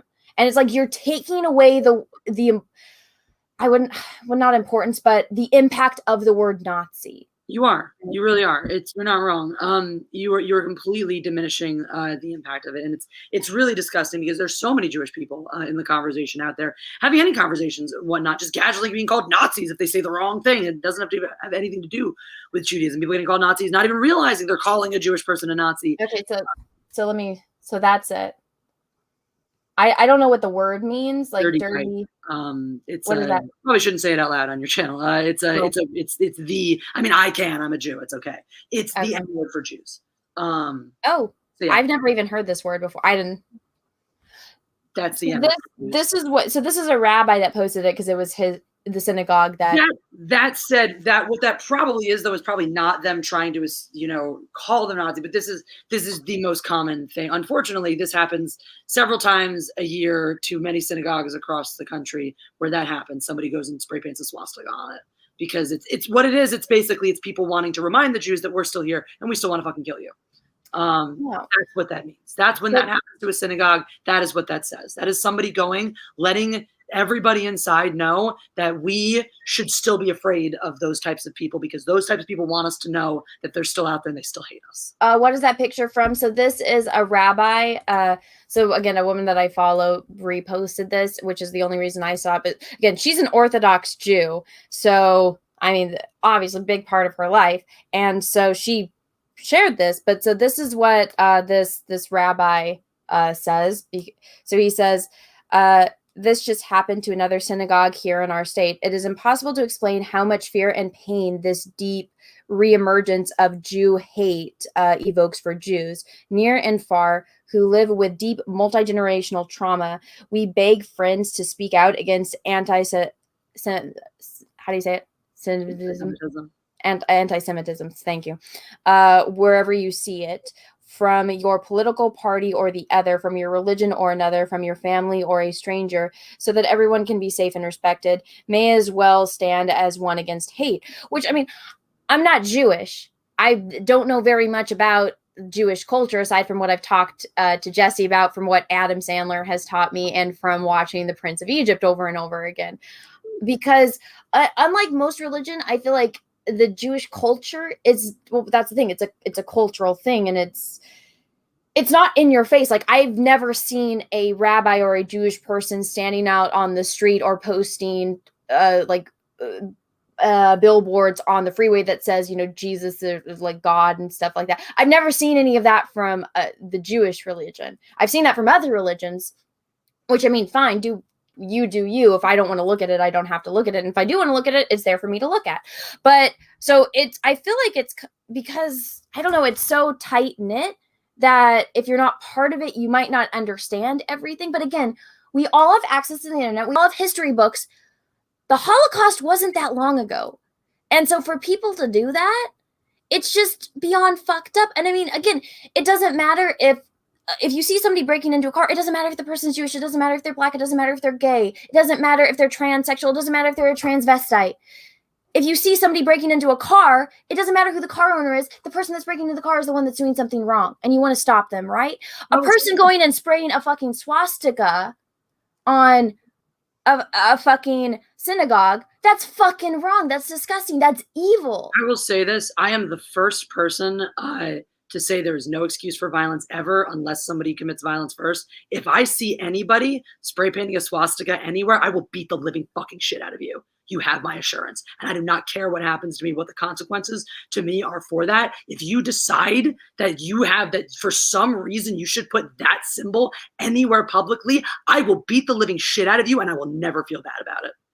Yeah. Because if you don't that's the thing. If you want to make excuses, people don't understand or don't know. I don't give a fuck. Ignorance is not an excuse. It is never an excuse. If you don't fucking understand what that means, reader, I know the difference between the actual original symbol for peace that it was appropriated from and the swastika. Actually, technically, swastika is the word for the original one. The Nazi cross it looks different. I know. Trust me. Like. That is not an Indian symbol. That is a fucking hate symbol that fucking Hitler took and utilized. We all know where it came from. Again, history books. In SJW or somebody trying to virtue signal saying, "Oh, we're meaning the Indian version." It's like, no, you're fucking not. No, you're not. So I remember when I was in high school, my friend, her mother was an interior designer. And so she had a room in her house that was like the traditional Indian style. Again, they're Indian. And I saw this is how I learned what it was, because I hadn't learned that in school yet. Or I hadn't learned the origin story of the swastika yet. I of course I knew about World War II and all of that stuff, but I had never thought to think of where the origin story was. I just thought that well, if you go and look at Nazi uniforms and the way that it was, I was like, well, they had really good designers. I mean, you can't knock that the uniforms were very imposing and that they were very well made, and that you see that symbol and you know exactly what that is. Great graphic design, but then you find out, oh, it's actually from this, like this is the cultural heritage of it. The propaganda machine was second to none in what it was able to crank out. Well, no, it's impressive. It is very. Also, she explained. I was like, because I was like, what the fuck? I was like, you have a fucking swastika? And then she's like, no, like this is actually what it means, and it kind of gave the actual meaning of it a really bad name. And it's like, well, that's pretty fucked up, isn't it? It's really sad, yeah, because the original swastika, it's a Buddhist symbol, and it conveys peace. It's intended to convey peace, and then they took it and they slanted it, they fucked it all up, they fucked up its meaning forever.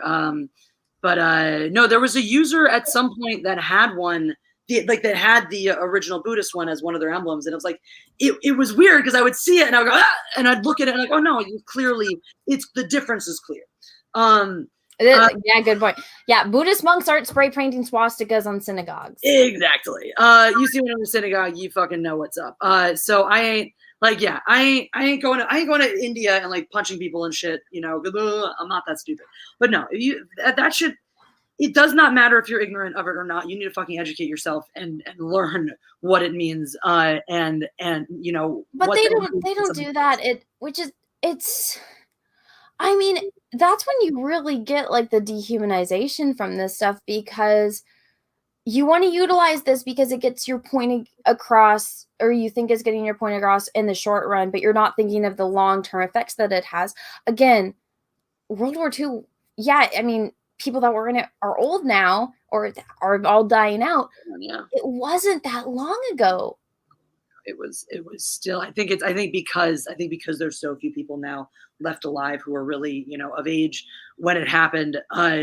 We're losing, maybe that's part of the problem with this generation. Maybe this generation lost the realness of what an actual atrocity is, you know. Well, they have it so easy now. I honestly think that it has a big part to not learning history in school.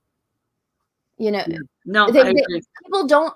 I've heard from so many people, history is boring. I was like, how is history boring? It's the most entertaining subject. I think history is fascinating. And I loved being in history class because I'm like, I already know all the fucking answers, because once you've learned it, you fucking learn it. It's not like history is not going to change unless they discover something new. Exactly. And then the stuff that you already knew, it's still valid. Maybe it's like, oh, well, Lucy is the oldest known Homo sapien, or standing basically human, right? Well, they actually found another skeleton that's older than Lucy. It's like, okay, but Lucy still exists. The reason why she's called Lucy is because they were listening to Lucy in the Sky with Diamonds when they found the skeleton. Yep. And that history doesn't change. Maybe there's an older skeleton than her, but doesn't change. It was still an important cultural development when it happened. The history and all the relevant, you know, the additional understanding it unlocked for human life, it's still there and still relevant. We just have more and new knowledge now that we have older things. It's like last How did we even get on this topic?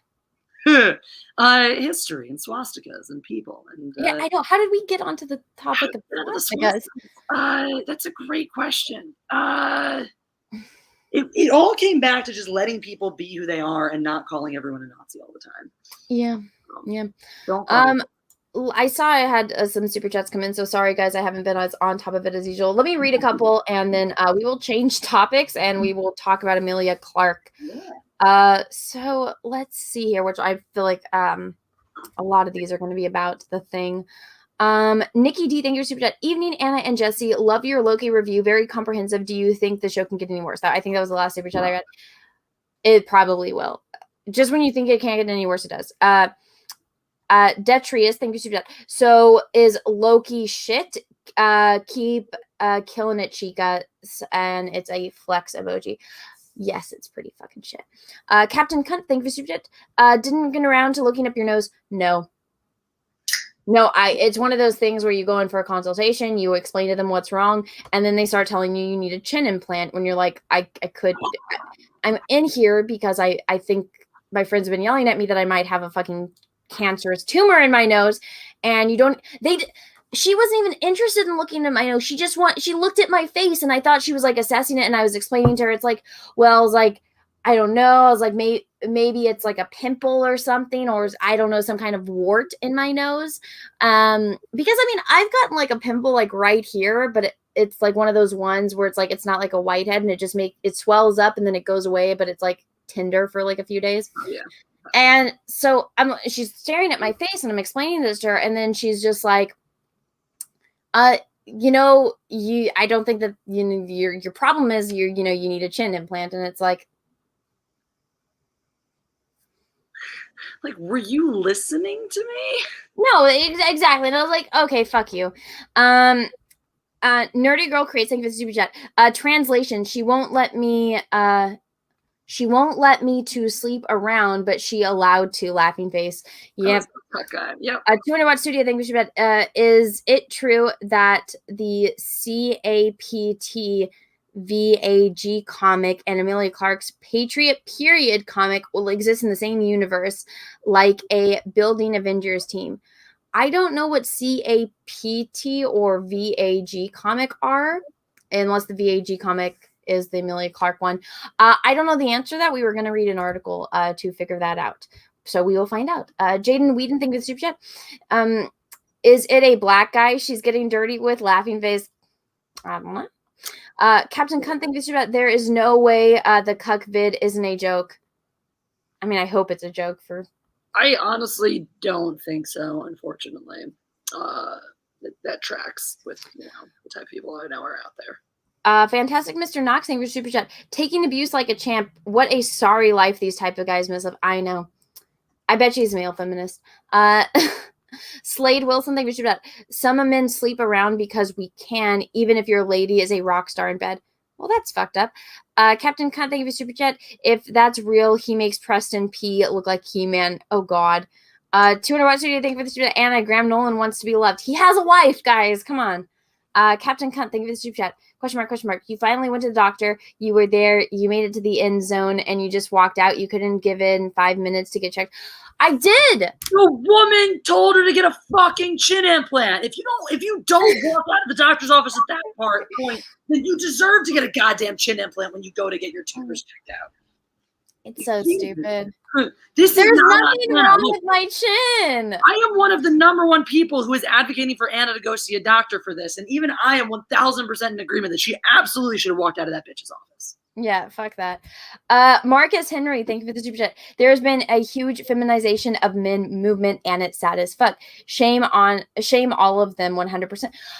Well, see, that's the thing. It's like they attack masculinity because they have to destroy the patriarchy, but then all these bitches that, like the cuck guy, all of the bitches that are probably abdicating for, in the patriarchy, they don't want to get fucked by a male feminist. They want to get fucked by a fucking man.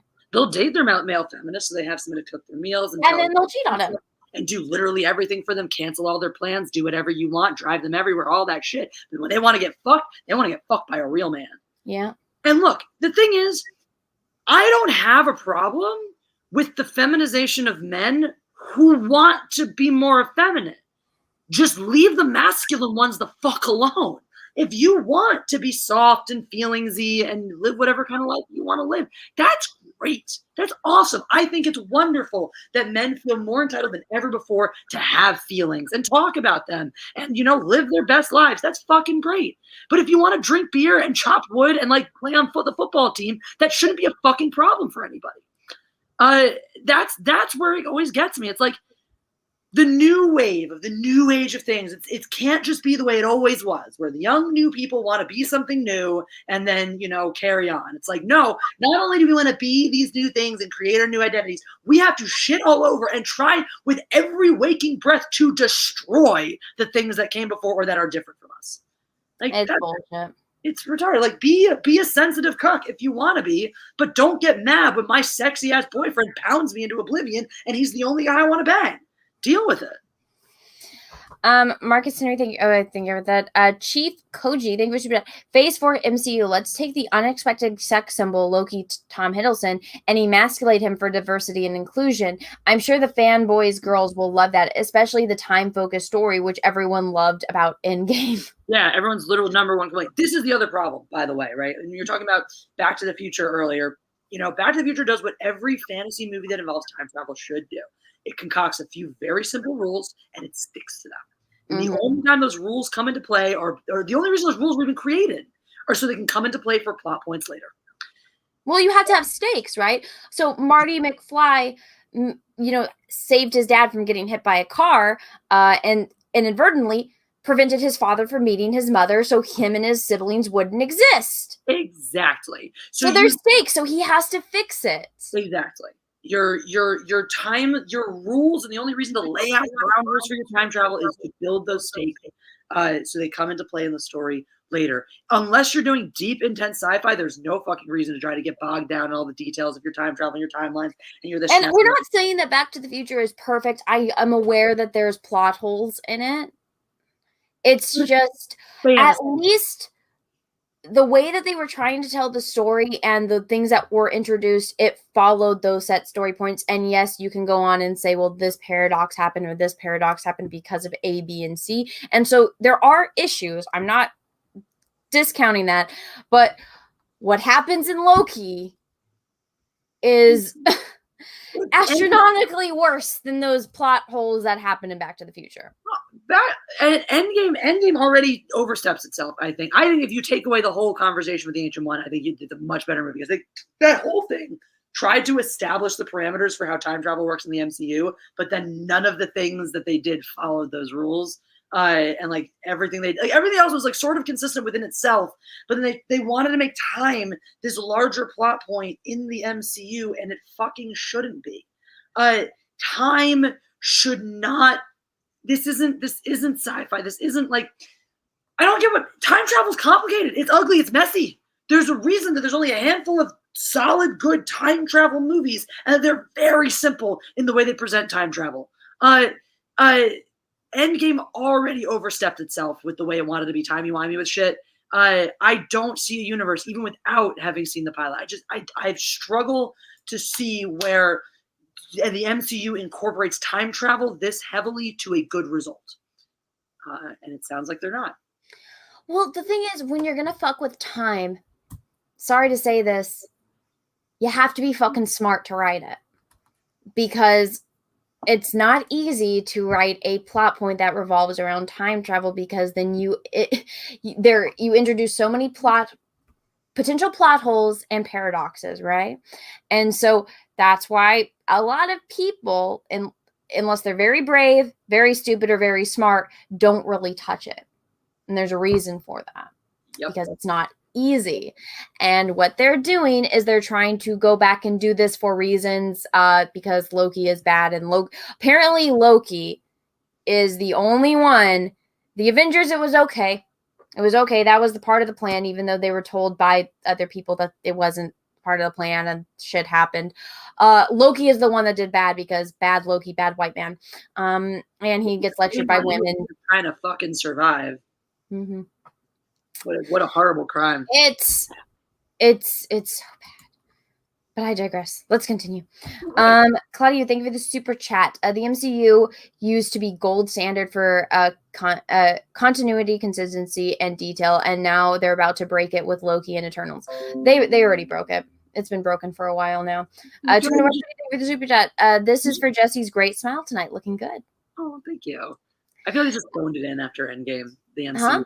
I feel like the MCU just phoned it in after Endgame. J Lord, thank you. After rethinking, if they are erasing the sequels, they need to get it right. Ben Solo, no Krylo. What? Oh wait. Also, I guess after rethinking, if they wait, what? I probably should have been offended by that previous super chat, though. The one that mentioned my smile. Oh, okay. After rethinking, if they are erasing the sequels, they need to get rid Ben Solo, no Krylo. I'm so confused. Thank you for the super chat. Captain Cunt, thank you for the super chat. I'm not defending the show or the MCU or Marvel or Disney. Fuck Disney. But the point is Loki did something they didn't foresee and wasn't planned. But see, that's not possible in the universe that they created, right? Okay, so time is a line. Right, so they show it. It's like a thread. It's like, remember Hercules with the fates and stuff, and it's like, okay, well, We know, past, present, future. We already know what you're going to do. We know this, we know that. Okay, so if Loki was an unexpected thing, which they've already explained about the variant stuff, they would have seen that Loki is going to do this. They would see that variant and they could go back and fix it like they did with the other variants that were their example. So there's no way in hell, if the way time works the way that they claim it does, that they wouldn't have seen that, okay, well, this is going to happen, which is going to cause a variant, which is going to do this alternate timeline. Okay, again, past, present, future, they would see that based on the rules that they explained is basically the plot of this show, that are the rules that exist within the stupid time police universe. So even though it was unexpected, it shouldn't have been unexpected because they have access to see the fucking future. Yeah. It doesn't make any sense. They're stupid. Okay. Volcanus Rex, thank you, super chat. So not only do the time cocks suck at their job, yes, the penalty for a traffic ticket is immediate execution. Judge Dredd wasn't even that hardcore. Exactly. Jessi, I'm not even kidding. One of the time police is late for work and he gets melted. Even though they can see into the future and they can see that he's going to be late for work and that it's preventable. That's the thing. Everything with these variants. Okay, well then you can see that the variants happen. Yeah, this is again the when you want to create a god character or entity, you need to account for the fact that you've created something omniscient. If something is omniscient, there are a lot of things to consider. There are a lot of things you cannot have that character or entity do because it already fucking knows everything. If it can see the future, that's one of those problems. Oh, we know everything that's going to happen. You got to create a blind spot or a very compelling reason for why they don't control every variable. And if you don't do that, I'm left with more questions than answers. Mm-hmm. But here's the thing. I see it in the chat. Guys, the excuse that Loki was an anomaly that they didn't foresee, that's hypocritical to the rules that they already set forth, which is that we see everything. We know everything that, again, happens past, present, and future. So if it happened in the past, if they see that Iron Man decided to do A instead of B, that Iron Man, he does A, but for whatever reason he decides to do B, that causes a variant, they go back in time and they melt him, and then they restore the timeline, right? Okay, so they've been doing this forever, going back and restoring these variants. They would be able to see all of that happening because they have time. Okay, variant happened back in, the Middle Ages. Let's see, somebody invented or discovered some kind of weapon before they were supposed to. Okay, so the time police go back and melt that person. Okay, well, guess what? They have that magical thing called how they can look at the time. They would be able to see themselves going back in time and erasing that, so they would know. Again, they can see until the fucking end of time, which is never going to end because the string is for fucking ever. It's infinite. So they can see all the times that they have to go back and melt someone to euthanize the freaking variant in the timeline. So they have all the access that they already can go and look forward in the timeline and see how they're going to solve this and who the bad guy is. That's how they know that Loki is the bad guy. It's stupid. I'm getting a headache from having to explain this. 200 watch video, thank you for super chat. Tony Montana's downfall was that he had the world is yours. Patrick T, thank you for super chat. Anna, rank the Loki show from 0 to 10. I said 2 because you get to see Tom Hiddleston kind of naked, but they block his junk in his feet. Deanna, thank you for the super chat. If the villain is Lady Loki, are they going to get the character to be evil without excuses for her actions? God of Mischief is the excuse. Reasons. Free will doesn't exist anymore. Andrew Matthews, thank you for the super chat. Loki does not shapeshift in the MCU. He uses illusions. The Norse god does shapeshift. Tomato. Captain Cunt, Russell Hall. The Norse mythology, Loki literally turned into a mare and got impregnated by a divine stallion. Odin made the offspring his own personal horse. That's what I think I was referencing earlier. Claudio, thank you for the super chat. I thought Loki changing was just illusions in the MCU. Tomato. Punk Waddle, thank you for the super chat. It's not just illusions though, because he can actually project himself, right? Like he can actually interact and whatever and this and that. Like we've seen him in later, like in the first one, he just stood there, like if he moves and does, like they might be illusions, but he is projecting himself into these, illusions. Well, I mean, you guys all get what I mean by the shape-shifting thing. You guys all know exactly what I mean, just because it's like, yes, when you see like him projecting this illusion that everything is fine when he's in the cell, and then Thor's like, no, fucking show me your real self, and he's sitting on the floor, everything's broken, and he's just completely destroyed as a human, or as, I guess, a god. Yes, okay, it's an illusion, but I mean, he's a chameleon. He's just changing the surrounding around him. And I mean, I feel like I could write an essay explaining how an illusion can be a form of shape-shifting. I feel like I could probably make those two work. But anyways, it doesn't matter. In terms of his characterization as gender fluid, it does not matter. Like no one's trying to make the argument like gender fluid in the real world doesn't mean that you wake up and switch genders back and forth. Nobody exists like that. See, this is the point where it's like, I say the sky is blue, and it's like, no, Anna, it's actually the shade of indigo. It's like, you know what I fucking mean. Exactly. It's the point stands is that his choosing to project or present himself in different ways tracks just as much for this gender fluid identity as if he were really shapeshifting. Punk Waddle, thank you, Mr. Dead. If you were talking about the multiverse and we already have a female version, is this going to be like Flash and have every variant of Loki possible? I think so. I have not watched the Flash show though. Unless you're talking about the comics. Captain Russell, thank you, Mr. Dead. Remember Genghis Khan fought Charlemagne? Luke Karlsowitz art, thank you, Mr. Dead. If you see bigots everywhere, you're the bigot. True story. I think more accurately, if you go around accusing everyone of being the bigot, probably you're a bigot. Because I mean, it doesn't take a rocket scientist to just be a spectator and see it. Because if you're seeing all of these assholes out there, if you just happen to live in a place that's full of racists, it might not be your fault if you see a lot of racism. Exactly. If you're out there pointing fingers. The Physicality channel thing with the super chat. I will choke out anyone painting an Antifa logo on a bench, but then I'll get arrested. Well, I mean, any type of violence, you're probably in for arrest, no matter what it is. Not comparable. I just want to suggest to those because that's not comparable to what I was saying. Though that's not even a little bit comparable. Yeah, that's not really the equivalent. I think I don't appreciate someone to make those false equivalencies because then you're just being as bad as everyone. You're just drawing a false equivalency to something that's not nearly as bad and doing the same thing to actually soften the original meaning of the thing. Yeah, I mean, you might not like it, which I mean, again, that's a little bit too political for me.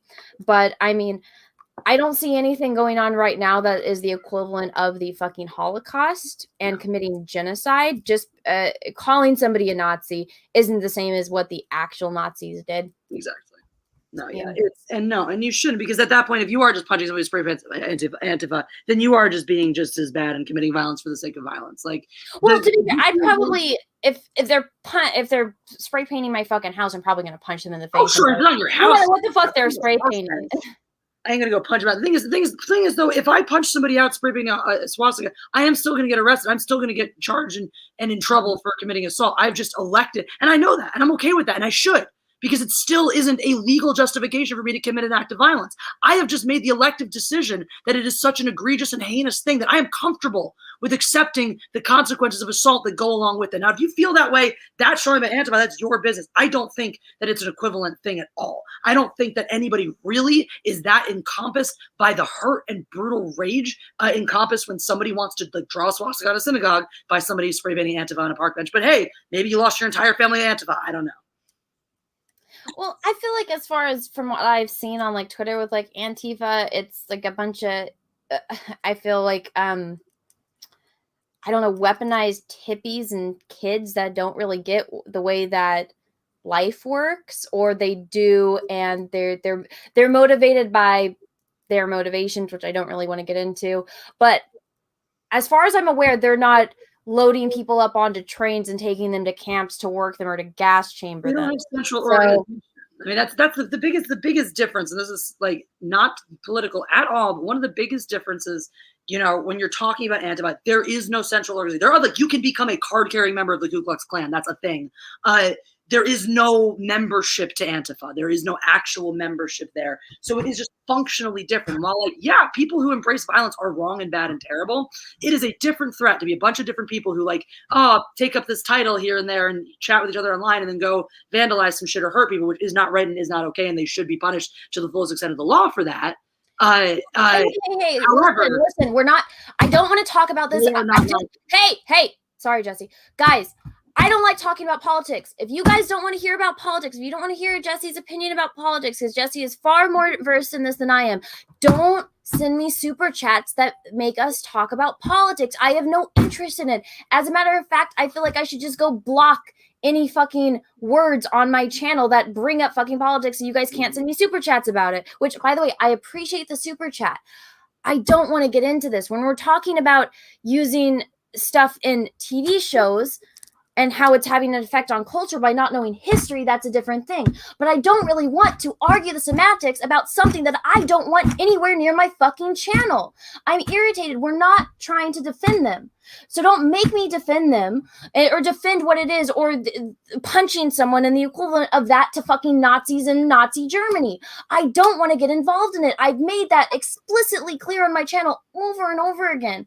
I really don't appreciate it. I do appreciate the super chat, and I'm sorry if you get offended by me getting irritated by this, but this is something I get really irritated by because I don't know anything about politics. I don't. I cannot name you one senator in the United States right now. I cannot.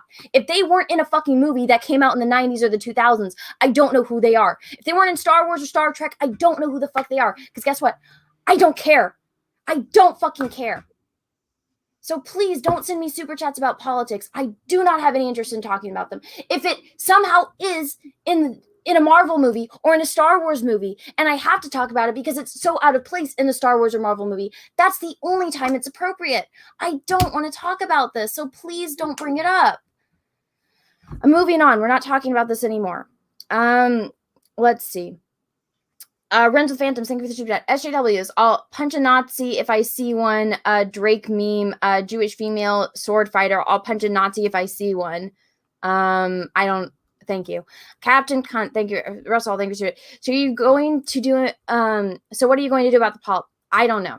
It's not killing me now, so I'm probably not going to deal with it until I absolutely have to. Patrick T, thank you for super chat. Go to a dermatologist. Zang. I did. They told me to get a chin implant. I recommend ENT personally, ear, nose, and throat doctor, but it's just me. What? An ENT, an ear, nose, and throat doctor.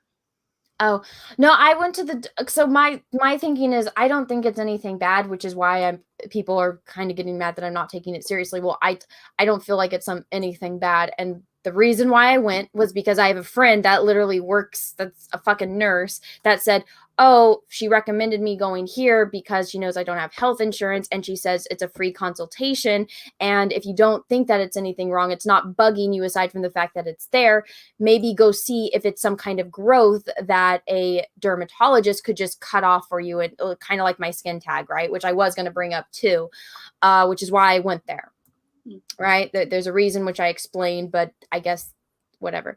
Sorry guys, I'm really irritated now, so I'll try to get in a little bit of a better mood, but yeah, I'm not feeling it anymore. Let's see.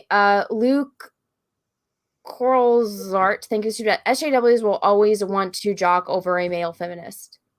SJWs will always want to jock over male feminists. Why do you think Aquaman made $1 billion? I'm telling you right now, it wasn't for the storytelling. It wasn't for the special effects. It wasn't for the costume. It was for the lack thereof costume, and it was for Jason Momoa. What does Jason Momoa look like? A fucking man, not a soy boy. Straight. This is one of those things that is so frustrating, is because sex sells. I mean, just go look at Twitch. Go look at hot tub streams. Go look at a chick that did a Bernie TikTok video, and now she's doing videos about her $2 million apartment.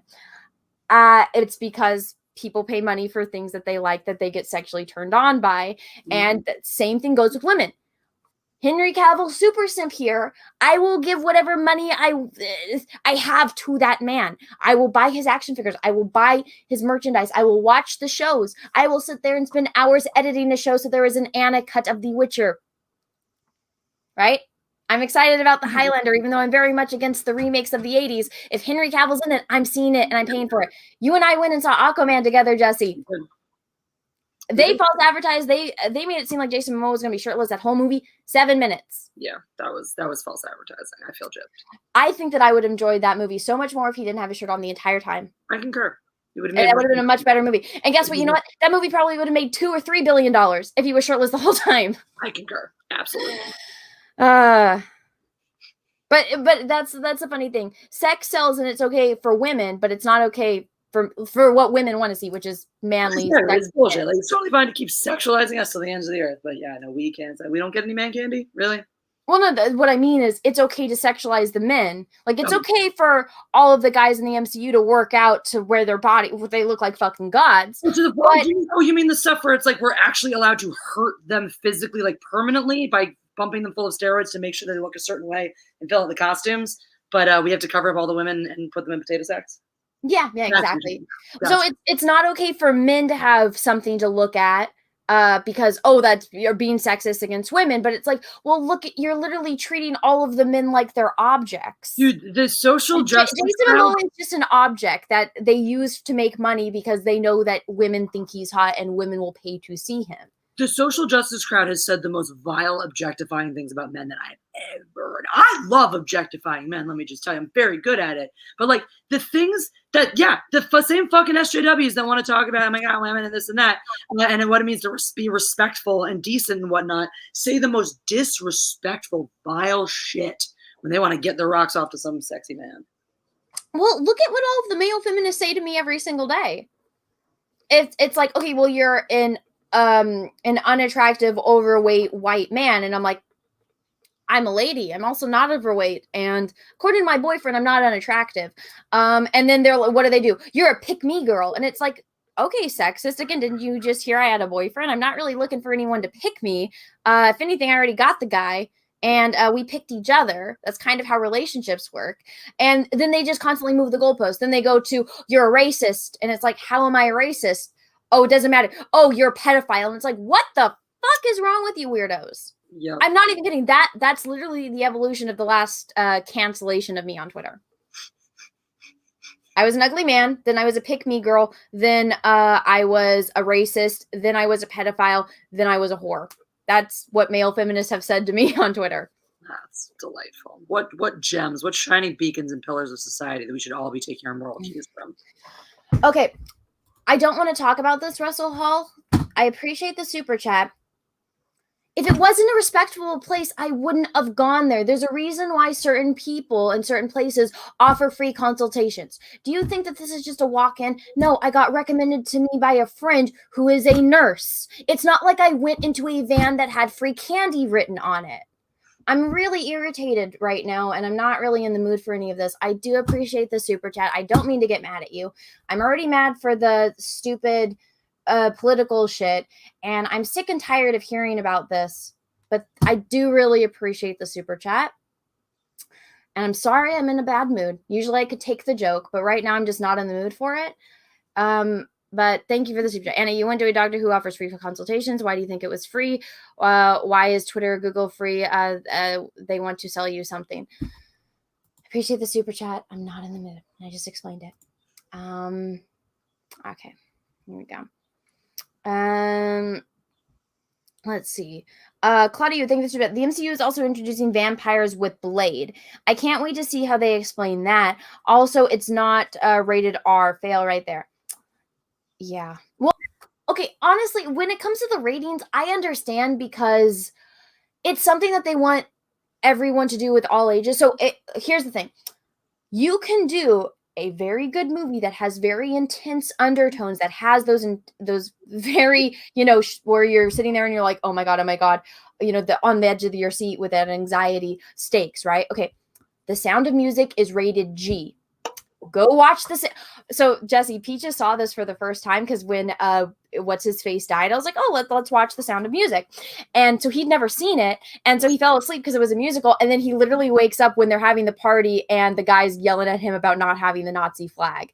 And then Peaches like, what the fuck is this movie? He's like, I didn't know there was Nazis in The Sound of Music. And I'm like, you watch it and it's rated G, but the dynamic between the father and the guy that's trying to have him come over and be a Nazi. Mm-hmm. It's super intense, and this is a rated G movie. There is ways to make something that is a family movie, which means you can watch it at any age. Adults are going to watch that movie, and it's going to have a very different impact than when a young child is watching a movie. A young child, all they know is that they're watching it. That's the bad guy. It's like you watch Aladdin, Jafar is the bad guy. Okay, well, that guy that wants the dad to do the thing is a bad guy because the dad and the mom obviously are scared and they don't want to do the thing because it is told to us by all the other characters that this thing is bad. Okay, so very simple concept for a child to understand. Bad guy, good guy, done. Adult sees a Nazi flag, knows what time is going, that they're in Austria during this time period, knows hopefully has had a history lesson and knows what's going on in the world. Then the Nazi stuff starts happening and you get the impact, and that's like the goosebump inducing scene when you see all of that happening. And you know why, just the impact of when they come home from their honeymoon and they're like, yeah, we have to go tonight. We have to leave everything in the entire house. And it's like, oh shit.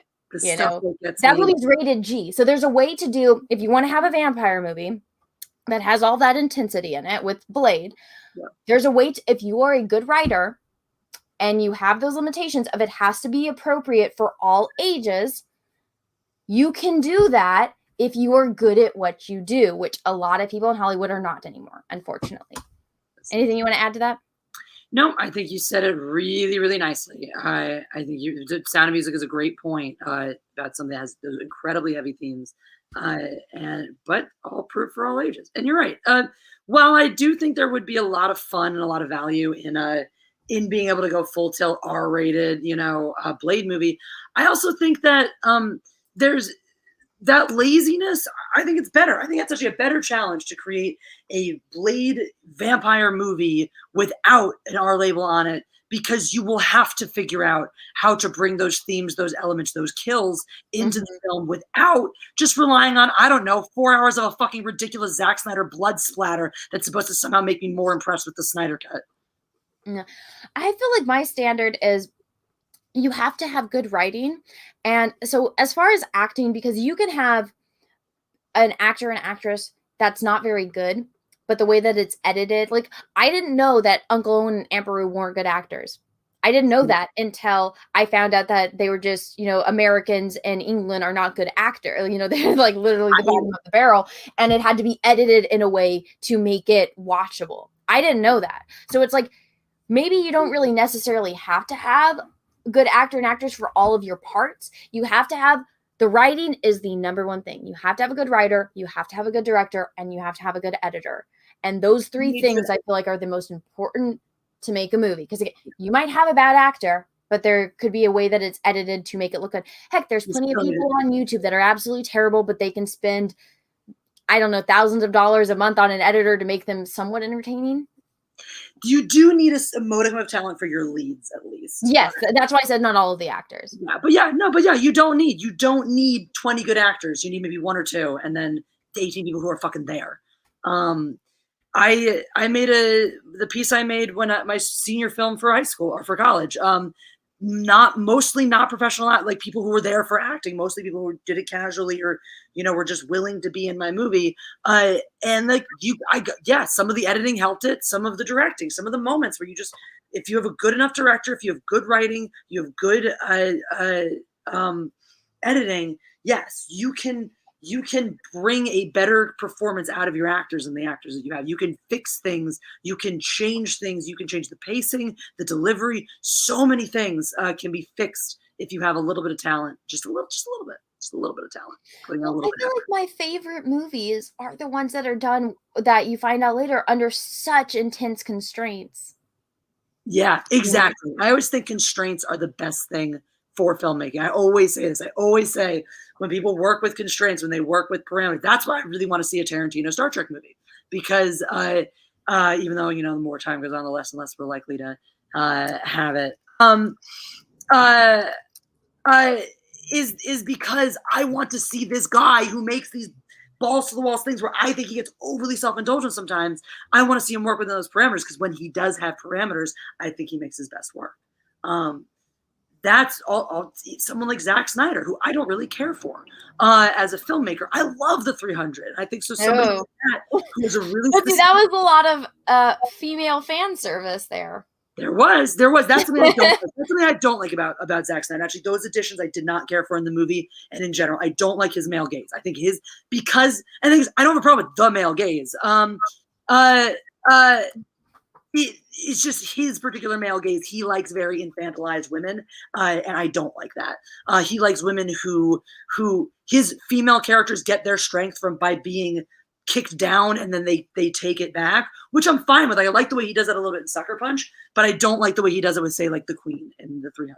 Artistically, though, I think some of his stylistic choices really shine working within a historical piece that was a graphic novel, and the graphic novel itself is very true to the history too. So you're working with very he's good when he's not the one that's writing it and he's not making too many creative decisions. Exactly. So I hated the whole Oracle scene where you got the naked chick with the deformed guys and they're licking her skin, and I was like, this is fucking stupid. Cut this shit out of the movie. That's the Zack Snyder male guy. He has like a really weird, creepy, whatever his kinks are, whatever his bedroom proclivities are, it's weird and I don't like it. And you can tell because it's like that's where the gaze is. Like if I made a movie with sexualized elements, there would be a female gaze on it, and it would have. Well, 300 definitely does have a female gaze. I mean, look at the way that the let's go into battle in our underwear, guys. I'm like, hello, I'm here for it. I'm ready. I liked it. Oh hell yeah! It's like, why don't more men look like that and dress like that? I don't know. I'd be down. Please just run around. I would be down too. It's like if all of the guys just wanted to get yoked out of their mind and go be manly men and run around looking like Spartans, me and a lot of other women will be there for it. And we'll bring snacks. Yes. Cape mandatory, underwear optional.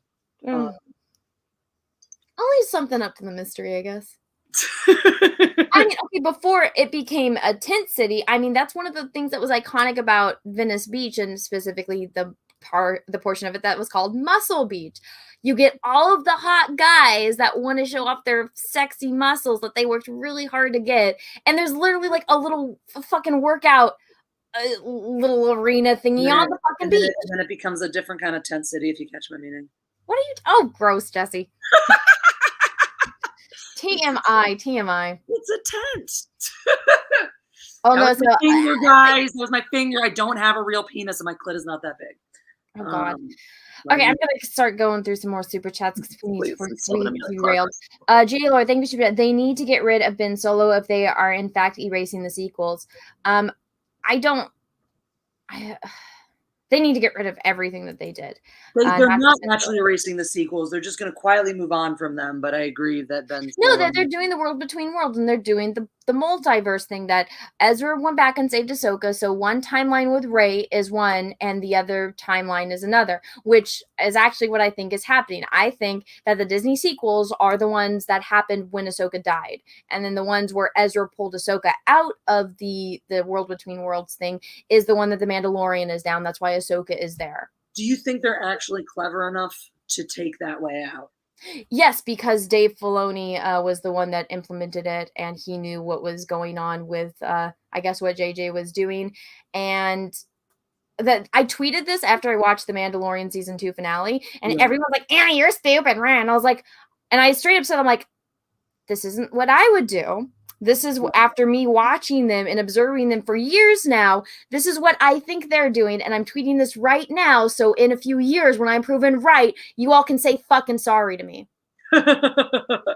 I've never, as you well know, I've never seen Clone Wars Rebels and all that stuff. So I just don't have enough information to know. I don't know about those timelines. I don't know. So I trust you because you have explained a lot of this to me before and it tracks. So I'm going to go with you're right. So that I can also say, I believed you when you turned right. You're still not... Okay, well, here's the thing. You're still not sure about my theory. That's fine. You don't have to be sure about my theory. This is me. It's not what I would do. It is my observation of the way that people have done things. You sound like Boomcock right now. That's fine. I'm sure he's talked about this too because I said this, then I saw a few other people say this. So... And again, that's why I tweeted it immediately after I saw the ending. Okay, this is based on me observing the people that are in charge, right? Again, it's not what I would do. I would try to figure it out. And I actually came up with my theory on how this all could actually kind of make sense. But obviously that's not going to happen. But so after it's like me observing Jessi. It's like, okay, well, I'm friends with Jessi. I watch, I know kind of her thing. Okay, I think the first thing Jessi does in the morning is, I don't know, wake up, look at her phone, then go to the bathroom and go pee, then play with her cats. Okay, that's me am I right? Pretty much. Okay, there you go. Based on knowing Jessi, I think she's more likely to walk in maybe to a sports store than she is to walk into Sephora. Right? If me and Jessi are in a mall and there's a sporting goods store next to the Sephora, I think I can say that Jessi is more likely to walk into the sporting goods store and I'm more likely to walk into Sephora, just based on my observations of Jessi. So based on me watching all of these shows and observing and making videos on these people, because we've all been sitting back. We all have access to the same information. We all have access to the internet. We can all watch these shows, right? I've watched the shows. I've been watching these people. I watch their interviews. I watch the things they do. I watch the moves that they make. Based on that, that's why when I saw that and Luke and everything that was going on, I'm like, Dave Filoni, again, who's making The Mandalorian? Jon Favreau, Dave Filoni. Who did Star Wars Rebels?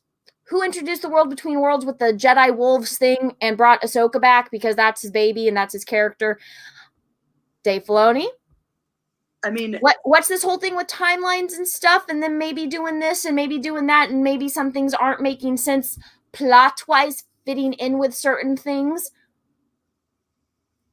I'm just saying, this is me putting 2 plus 2 together equaling 4, based on observations I've made. Again, it's not what I would do, but it's my observation of what I think they are doing. Leo Slayer of SJW Weirdos, you're not wrong. But the thing that really tracks though is like, yeah, I didn't know that. I didn't know Filoni is the first one to introduce kind of the world, the world between worlds idea. So hearing Lucas talk about that was his idea for the sequels and all this, hearing that this is something that Filoni is really, really keen on, this all tracks. To me, this is the kind of thing, hey, when they got together to start making The Mandalorian and all this stuff, I mean, who knows? Maybe this was never the intention, but when all of a sudden they realize that there's no future in the Rise of Skywalker storyline, that's now where we're okay with bringing Luke in, giving him the child and all this stuff. He gets Baby Yoda, and now that does, because the thing is, you do have undeniably a continuity, an unaddressed continuity point at the end of The Mandalorian season 2, which is what I like this lore that's being made right now. It's now lore that DC sources Anna, that Star Wars girl, and will forever be the truth. Yep. Well, again, guys, I have access to the internet. Every person here that's in the stream has access to the internet. We all have access to the same references, the same source material. I'm just saying, based on my observations, this is what I think they're going to do.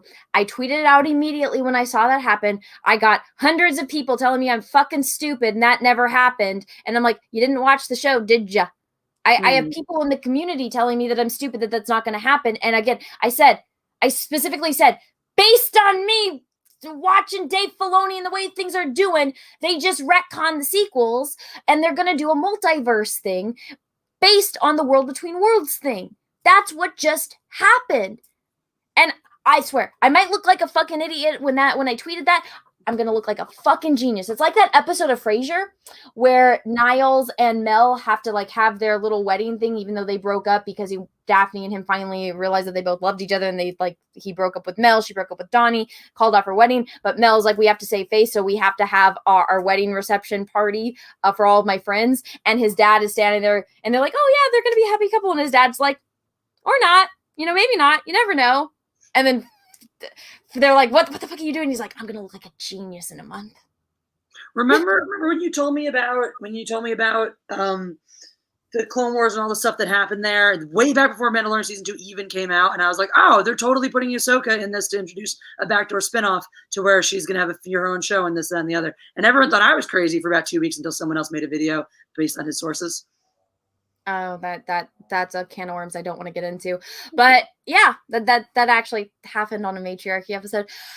Well, you know what's funny? Because I mean, I get it. Not everyone wants to go and watch a cartoon. That's completely fine. And so But if I'm explaining to you as somebody that watched it, and you're able to, be an adult with comprehension skills, and you're able to say, okay, well, this is stuff I didn't know before, and then I can, you can put 2 and 2 together and do this, and this. Like, I get it. Not everyone has watched Star Wars Rebels. That's completely understandable. Not everyone knows that Leia was in Star Wars Rebels, that Obi-Wan was in Star Wars Rebels, that Darth Maul was in Star Wars Rebels. The world between worlds with the space Jedi wolves and the doors into different parts of time. Not everyone has seen that, so not everyone is aware of that. But if I am aware of that and I introduce this information to you as a critical thinking person, you can come and make your own assumptions. That's basically the epitome of this entire thing.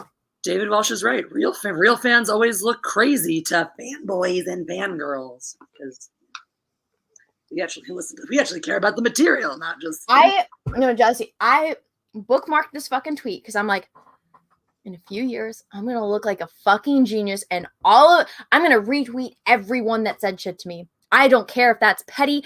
I don't fucking care. I knew it instantly. I'm gonna retweet everyone that called me a fucking idiot. I don't even care. I'm gonna laugh, and I'm gonna make a whole video. I'll do a whole live stream, and you guys can help me write my little tweets with comebacks to it. I'm like, you called me stupid? Who's laughing now, bitch? I'll have a margarita and everything. I am so here for it. We'll have a whole party for it. Me and you, Jessi. I'm ready. This is very unlikely. Anyways, Anna idioting around. Well, what's that little emoji that I like now? It's like the one where it's like this. Oh, like the eyes going all crazy. I love that one. It's funny. That one too. It's like my general mood. Okay. Night King 01 thing we should about watching Loki and seeing the time please. All I keep wanting to happen is Jean-Claude Van Damme showing up for the time cop to be his partner. That would be hilarious. I feel like based on what I'm hearing, it would make the show better. Jessi, at this point, a fucking flying unicorn would make the show better. It wouldn't make any sense. Absolutely not. But it would make it better. Let's call Brie Larson. I hear she keeps a few. Oh wait, no, she gave up on her dreams for a man instead. For her boyfriend. Yeah. Russell, thank you for super chat. The Time Lords say they see everything and believe they saw everything, but apparently they were so wrong is basically the plot of the show. And see, that opens up another can of worms because that wouldn't be possible based on the information that they already provided. Like the fact that somebody that works there doesn't know what a fucking fish is mind-blowingly stupid. Master Rogue, thanks for that. The crying scene would have been a little better if he shouted, is it really so bad that I succeeded for once? Is this all that I am? Or something along those lines based on what I've heard you say. Yeah, that would be a lot more in fucking character. There's certain instances where it's like, okay, well, yeah, that's Loki when he is making a completely valid point to the time police judge lady. Why is it okay for the Avengers to break time, but it's not okay for him? And she says, fuck you, reason, space lizards, even though he made a completely valid point. And then the other scene where a character is basically reiterating his life instead of sitting back going, fuck yeah, I did that. Fuck yeah, I did that. You want to hear something better? Here we go. I'm glad I fucking mischief, bitch. I own that shit that I did. Instead of sitting there looking ashamed. That's not Loki. Yeah, fuck that. What the fuck? You haven't even watched this yet. I feel so bad. Also, David Welsh, I see you. I see you, David Welsh. You're adorable. Russell, thank you so much. Fuck you for making me defend this trash. Well, I love you, Russell Hall, but you're not. You're feeding into it. You're not really making the points that I think you're trying to make. And I think that if we weren't having conversations based on you typing me a message and it was a person-to-person conversation, we would have gotten the point across much earlier. Let's see. Andy McCallum, thank you for that. Mike Zero is a time traveler. Ask him. It's true. I know, right? He's in the future. Everybody knows. David Welsh, thank you for that. Yes. Jessi and Anna, you are both totally right. I think it is more simple. They are revising while gaslighting real fans because they know that they screwed everything up in their quest to create their phase 4. No, I don't think they're smart enough to do that. I think that they think that this is a great idea and that it doesn't break any lore or any continuity at all. Russell, thank you. Anna went to the doctor. Okay, I already read that one. Patrick T, thank you for the peach. Thank you. Luke Quarles Woodward, thank you for that. SJWs hate me until they see my shirt off. There you go. Well, that was funny, Jessi. A bunch of the people that were attacking me, there's some retweets of that picture where I'm in my bikini, and they're like, "Oh, you fucker! Half of you switched sides the second you saw boobs," and it's like, I think that just tells you the answer. The answer to your problem is that you're all a bunch of sex-starved people that want to call other people incels when all you really need to do to see an incel is look in a mirror. Right. That's got to be, at some point, my response to people who want to get grumpy and bitchy and act like this on the internet is like, bro, get laid. Trust me, like the world will make sense to you and you will feel a lot happier if you just go get laid. Pay for a fucking prostitute. You're so progressive. You believe in sex work. Go fucking pay for a prostitute. Get your fucking rocks off. Fucking blow your load into a real bona fide vagina, not your sad little fleshlight in your closet. Learn what being human fucking feels like. Or go fine, go do drugs or something. I don't care. Have an experience. Have a fucking experience. Do drugs and crash your goddamn car. You'll probably be happier. I'm not advocating for people to go do drugs and crash their car. I'm just saying that these people are so wrapped up in their misery and have had so few experiences that if they did get fucking loaded and crash into a stop sign, it would probably be eye-opening and enlightening and let them know, oh my God, the stakes in the real world are fucking real. A little moment to wake them up to the fact there's a real fucking world out there. Well, it's like the boomer chick, the Bernie boomer chick that everyone's laughing at her because she had if you're into capitalism, you're probably a sociopath, and like the t-shirt that she used to wear that said tax the rich, and now she's getting a $2 million apartment and like a new Mercedes or something, a fancy car that's costing probably $100,000, $2 million apartment, and people are like pointing out the hypocrisy because she's saying tax the rich, but now she is rich, and how now all of a sudden she likes capitalism and nothing's wrong with it, and they're just pointing out that she's a hypocrite, and so she's going around like mass blocking people that points this out. It's funny. Of course she is. The physicality channel. Well, it's people that don't understand the way that society works, that life rules, that life works, any of that. They don't know anything because a majority of them have no experience with real life because either mommy and daddy has paid for everything or they're just a bunch of privileged people that have never had to deal with any type of struggle. Exactly. Okay, let's on the highest high horses. The funny thing is the second they get a little bit of a taste of that, act like the shittiest versions of it too. The physicality channel, thank you. Non-political comment. Thank you. Russell, thank you. Be honest, you probably would walk into a van with free candy written on the side. In fact, I'm certain of it. If Henry was driving the van, yeah. I mean, you should test this theory, Russell. Find out. Honestly, I'm not outside of my house enough to be around free candy vans. Now, Russell, is it painted really nicely on the side of the van, or is it like written in dirt? Like dust. If anything, there's more of a chance of me going and licking off the dirt. True, exactly. She doesn't need the candy inside; she'll just get the dirt. The minerals from the dirt. Claudia, thank you for the super. Just don't want the Blade movie to sacrifice the action scenes to make them overly edited garbage because they can't show blood or violence. Look at what they did. Look at what Quentin Tarantino did in Reservoir Dogs. You could have a very violent scene and not show anything. Yeah. You could have a very intense, violent shark attack scene without ever showing it. Again, sometimes I like the censorship because the thing is, well, part of me goes, oh, but you need the blood and the gore. You have to be creative to figure out a way to get that thing that you want. Because the other side of it is Zack Snyder's fucking Justice League, where you have blood splatters on the lens every 3 fucking scenes, and it's like, this does not enhance the action. It's just gratuitous blood splatter for the sake of blood splatter. So given the laziness of the MCU these days, I'm actually happier that they're going the PG-13 route because that forces them to be more creative in a Blade type movie than just going the R route and throwing fucking corpses and body parts everywhere. I'm just saying if The Witcher is not R, I'm going to be super pissed because I need to, speaking of that, I need to do an update. I need to do an update. Right. If I don't get to see Henry Cavill's ass in this next season, I'm going to be fucking livid. MCU Blade will replace Blood with Snark. Mueller will come. Oh my gosh, so fucking Peaches finally watched my Henry Cavill uterus explosion video, and he texted me, he's like, I'm watching it, and I was like, yeah, and he's just like, you're such a dork. I love it. I fucking love it. Yeah, he was just laughing at it. Of course, that's why I think it's a really what Peaches knows it's fucking whatever. Well, here's the thing, guys.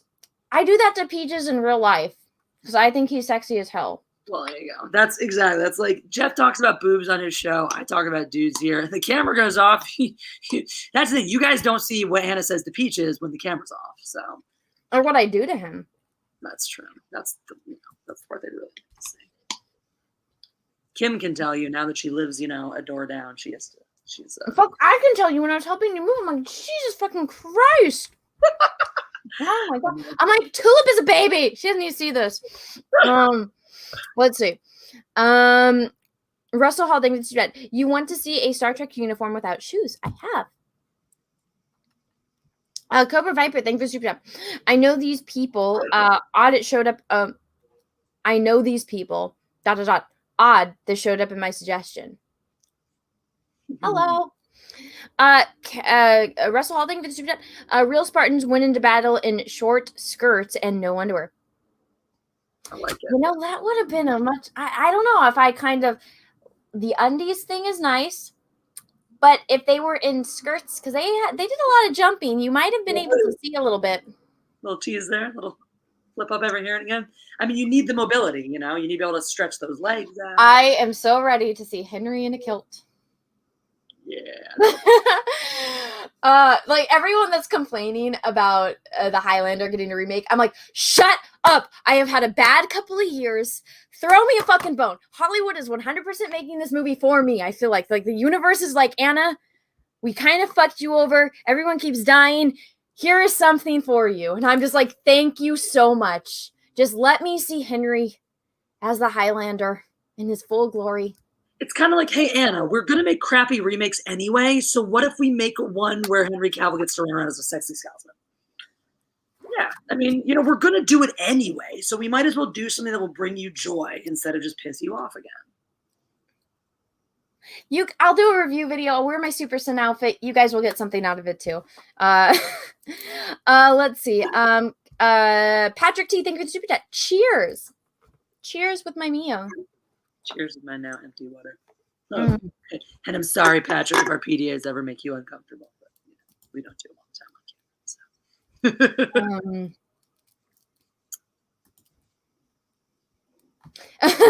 I like this. The stars go. If you seek out the nip slip on a woman, would you be seeking out the tip slip on a Henry Cavill? Fuck yeah! I like that tip slip. You don't understand how much I zoomed into the freaking Witcher. About that tip slip. I once received a picture from somebody who was just drunk and trying to send me a fun picture of him lying on his bed, like, hey. And I was like, bro, look at the bottom of the picture. Yep. Tip slip. No, there was one that I saw, and it was one of those fail moments. And this one chick was showing she was trying to show how she had I don't know, she lost 100 pounds, and so she's standing on the what the fuck is it called? The scale, and she took a picture of it, but she was standing on it naked, and so the glare from the scale showed her fucking pussy.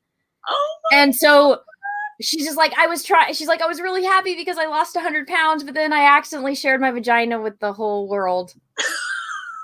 And it's like, oh, because you feel bad, because you're you understand in the excitement of the moment. She's like, oh my God, I lost 100 pounds.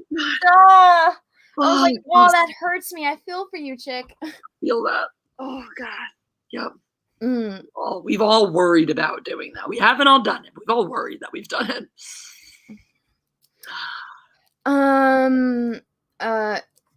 Russell, thank you for the super chat. The problem with soy boys isn't they don't know what a real vagina feels like. Some gave them a pity fuck once, and they've been chasing it ever since. Yeah, that's true.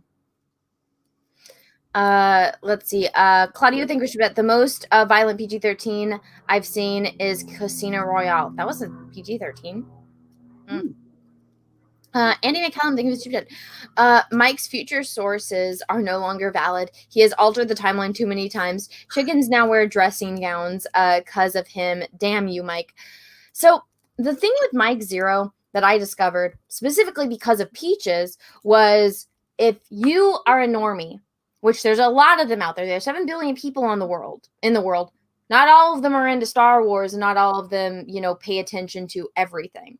And so when you have somebody like Peaches, even though he lives with me, even though he hears this stuff every day, he goes, something pops up on his timeline or Star Wars, and Mike Zero, brand new video, he's the only one talking about it, pops up, and he doesn't know anything about Mike Zero, and he clicks on this video and he watches it, being kind of a normie when it comes to Star Wars.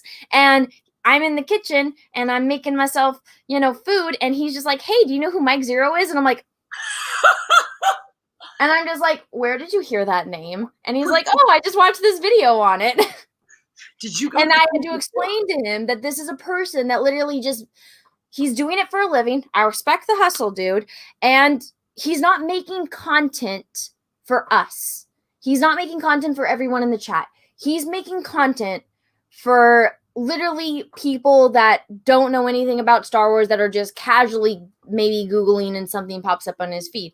And he's been doing it for years, and it seems to work for him, and he makes money, and he just doesn't care. He just makes the video, and all 10 videos get a certain amount of views, makes him a certain amount of money, and he's able to maintain his lifestyle. I'm sure he has a faction that are in it for the wish fulfillment, that want to believe that one day you get like a little kid that it just randomly types in, I don't know, Finn in the Return of, no, not the Return, Rise of Skywalker, and Mike Zero does a video about how he's going to be a cyborg, and a little kid's like, oh, I like cyborgs, and then they watch that video, and then they have an idea, and then they put the phone down, and they go do something else, because children have short attention spans. Exactly. Exactly. No, I think that's right. Let me get to the next one. Anyway, the last on that one though. If you guys want to know about why chickens wear dressing gowns now, you got to come to Livid to find that shit out. That's a Livid joke. So, we have fun over there. Let's see. Lancer737, thank you for the super chat. Anna, I need an avatar. Can you make me one? We'll pay. No, I'm not currently taking commissions right now. I actually have to hire artists to do the comic that I've been working on, because I don't have time to do my own work. I don't have time to do anything. So I don't have I don't have enough time to do my own stuff. So I really don't have enough time to do anyone else's. So there are websites out there. I would recommend either Instagram or ArtStation, and look up a specific style, and then you can DM that artist, and then work out a fair price for your avatar. Patrick T, thank you so much. Is Henry packing heat? Do tell. There's photos. Go look them up. Night King 01, thank you so much. As a history buff, the Spartans did not go into battle with no clothes and a simple rag. They wore bronze. Sorry to disappoint. Bronze what's? The word I don't know how to say. What is it? How to spell it for me? C-U-I-R-A. Well, basically asses. C-U-I-R, then asses. C-U-I-R. Yes, this word. But with an ES at the end. They wore queer asses? I thought they wore greaves, and they wore protectives and directive stuff, like greaves. Breastplate. Okay, just say that word. Greaves. I've never heard this terminology, but I'm not the person you should ask about a specific type of armor. I'm the last person you should ask about that. I don't think though that was. I mean, maybe I used to be really into this stuff too. I didn't think that every Spartan always wore breastplates and armor in battle. I didn't think that. I thought that was like maybe the generals, or they all afford it? Or full body armor was an option for certain looks. But I thought that the Spartan actually really did value a very, very pared down, like heavy mobility for a lot of their fighting.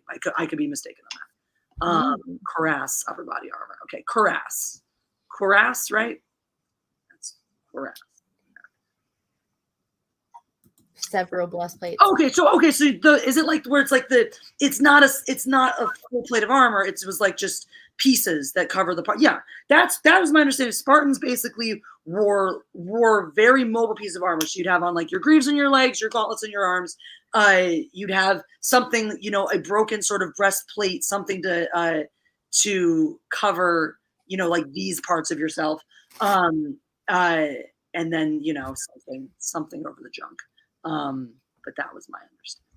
Just a chest plate. Yeah, just a not a full piece, but just, something that's going to cover That's what she said. a basic part of your body. The male of chain. No, they just Spartans. Now I have a cookie in my mouth. Okay. I'm actually caught up on Super Chat. So I'll leave it up to you, Jessi. Do you want to talk about the Emilia Clarke comic book? Because we've been going for 2.5 hours. Do you want to talk about the Emilia Clarke comic book? Because it was kind of in the title of this video. Or do you need to go? I feel like we should give it a good college try. I feel like the people in the chat who have been wondering what. Okay, go ahead. Let's add your. So, do you want to read this article? I would love to. Let me go deal with it. Scroll up to the top though, so everyone can see the title. Yeah. All right. So, Emilia Clarke's debut comic book follows a single mom whose secret weapon is her period. And I put the article in the comments so that way you guys, if you want to click on this and follow along. But so yeah, Emilia Clarke, armpit hair and period blood. Cool.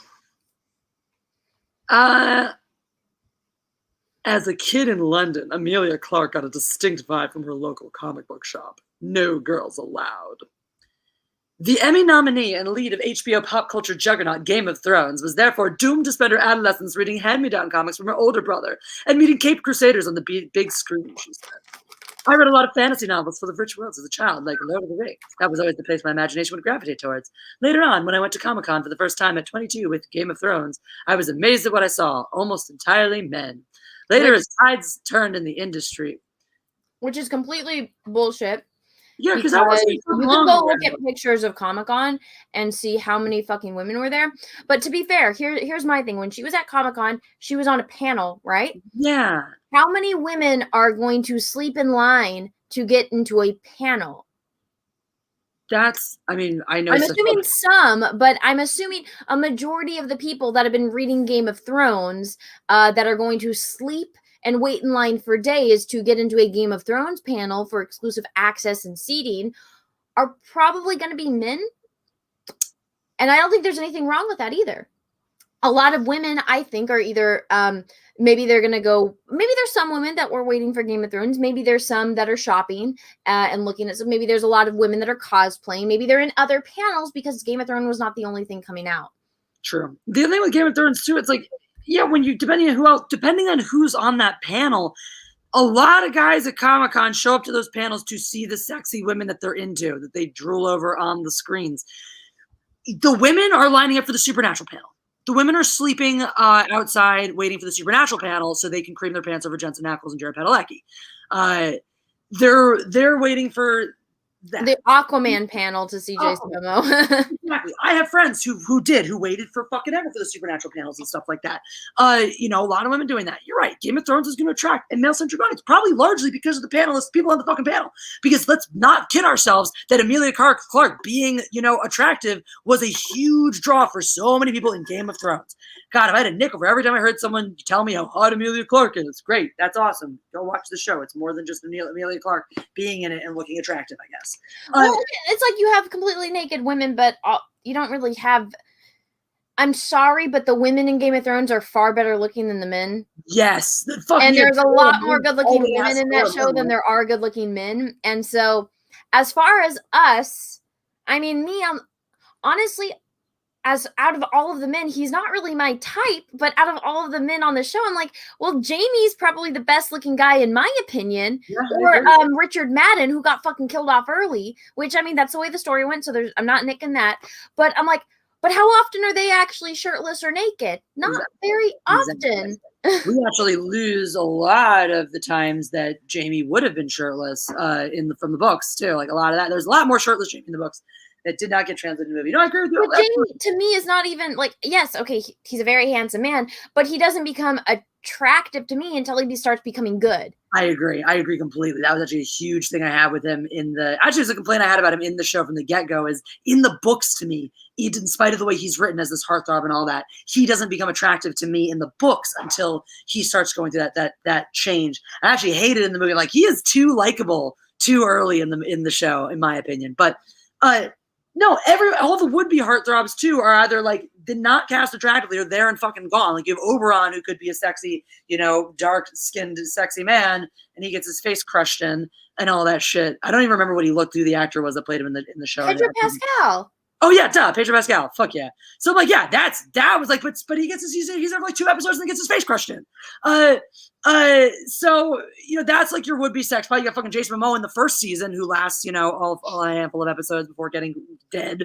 So all of your would-be eye candy for your women are fucking dead anyway. So yeah, exactly. It's gonna be the dudes who want to show up desperately and see this in person. No one shows up to fucking Comic-Con. Well, and guys, it's also not just based on if you find somebody attractive or not. It's also the interest in the story. But again, sex does sell, and Game of Thrones had a lot of fucking sex in it. So that is a main part of it, is why that's kind of why we're focusing so much on it right now. Yeah. As compared to talking about characters and storytelling. It's like there was a lot of fucking sex in it. And I guarantee you, a lot of fucking men showed up to see Emilia Clarke because they've been seeing her naked. Fuck, exactly. Because here's the thing, right? I'm sorry that she had that experience of feeling like she wasn't welcome in her local comic book shop. That sucks if that was the case, and I'm sure there are places out there where people have had similar kinds of experiences. However, Game of Thrones, there's nobody fucking stopped any woman from buying that book or seeing the show or liking it as much as anyone wanted to. So if women aren't showing up at your goddamn panel at Game of Thrones, it's not because there's a problem that women aren't being invited or allowed into this. It just may be that this particular property appeals more to men than women. Or maybe go to a different comic book shop if that one made you feel uncomfortable. Exactly. It's called customer service, and it doesn't matter if you're a man or a woman. What if I guess maybe it was a dude running it. What if the dude was, I don't know, even more rude to men, and because you were a woman, he was slightly more nice to you, and it still made you made you feel uncomfortable. I mean, I've gone into plenty of comic shops, and there's some where the customer service sucks, and then there's others where they're extremely helpful and extremely kind because they understand you're a customer. I have not been into 1,001 comic book shops, but I've been to several. My brother used to go play tabletop games at one as a kid and just wander around and browse. And I can honestly say that I have never once been made to feel unwelcome for being female at a comic book shop. Never once. I would just like to say, just to counter this, and feminazis will lose their mind, how do you think a man feels when he goes to Sephora? Yeah, right? Does he feel welcome? And what man fucking takes to the internet to bitch about the fact that Sephora isn't more welcoming for men? Like, how do you think a father feels when he's out to dinner and maybe he's a single dad, or maybe the wife isn't there, or the mom isn't there, and he needs to change his baby's diaper and there's no changing room in the bathroom? How do you think a man who's out, a single dad out with his kid who gets treated like maybe he's a sex trafficker? Because that shit happens all the fucking time. Well, I mean, the big thing, so it's okay for them to be sexist and assume that only men shop at comic book shops. But okay, imagine a straight man, not a gay man, going into a makeup store or a woman's department store. Maybe they're maybe their girlfriend wants this new eyeshadow palette or wants this new purse, right? Okay, so you don't see men going and bitching because they feel uncomfortable because either people are assuming that they're gay or or they're like a fish out of water. Yeah. You don't see men going and bitching about that online, but women will scream and bitch to all high heavens because I went into a comic book shop and I felt uncomfortable. It's like, well, you probably didn't know what the fuck you were doing. Exactly. You probably feel uncomfortable because you don't know anything about comic books and you don't know where to begin, and you were probably overwhelmed. Same thing when I asked my father when I was a teenager to go to since he was going to Walmart anyway, could he buy me tampons? Exactly. My dad definitely was a fish out of water because he didn't know what to buy me, and he bought me the wrong ones. And I was like, Dad, thank you, but you tried. It's this ridiculous thing, though, where it's like, maybe she did. Maybe she really did have a comic book shop. Maybe the comic book shop nearby her was just run by guys who never saw a woman before and didn't know what to do with it. And that sucks. But to take that one experience from the one comic book shop and go, well, I guess all comic book shops are anti-women, and I guess comic books as a whole are like not receptive and open to women, is kind of ridiculous. When again, I'm sitting right here saying, well, I've been to a ton of comic book shops and never felt that. Never felt like I was treated differently or didn't belong there or anything because I was female. So how come my experience aren't equally valid to then say, well, clearly there's no sexism whatsoever in the comic book? Well, okay, I'll put one. So when I was in college, I was doing a laser cutting class, and so I had to go buy lumber all the time. And so conveniently by me, there was 2 Home Depots. There was the contractor Home Depot, and then there was the normie people Home Depot. I went to the contractor Home Depot so I could get the wood that I wanted. That is what she said. okay, it is kind of uncomfortable when you are the only girl in a store that's filled with, guys that, very flattering. So my ego really did get stroked every time I went to this Home Depot. But, it sometimes is uncomfortable because, again, I'm not a contractor. I know how to do the art projects that I do, but when it comes to certain tools, I couldn't even name them. And so going into Home Depot, not knowing where something is and needing to find this specific thing for this art project that I'm doing, yeah, you're like a fish out of water. And yeah, I did feel uncomfortable sometimes, but that's just because I'm literally the only woman in basically a man's store, and I need to go buy this boy stuff for my girly project. I love Home Depot. I feel very comfortable when at home in it. Well, I mean, it's just, that feeling of eyes on you is what makes me uncomfortable. So whenever I go to Home Depot, because also I don't like to talk to people. I'm like, I just want to get in and get out.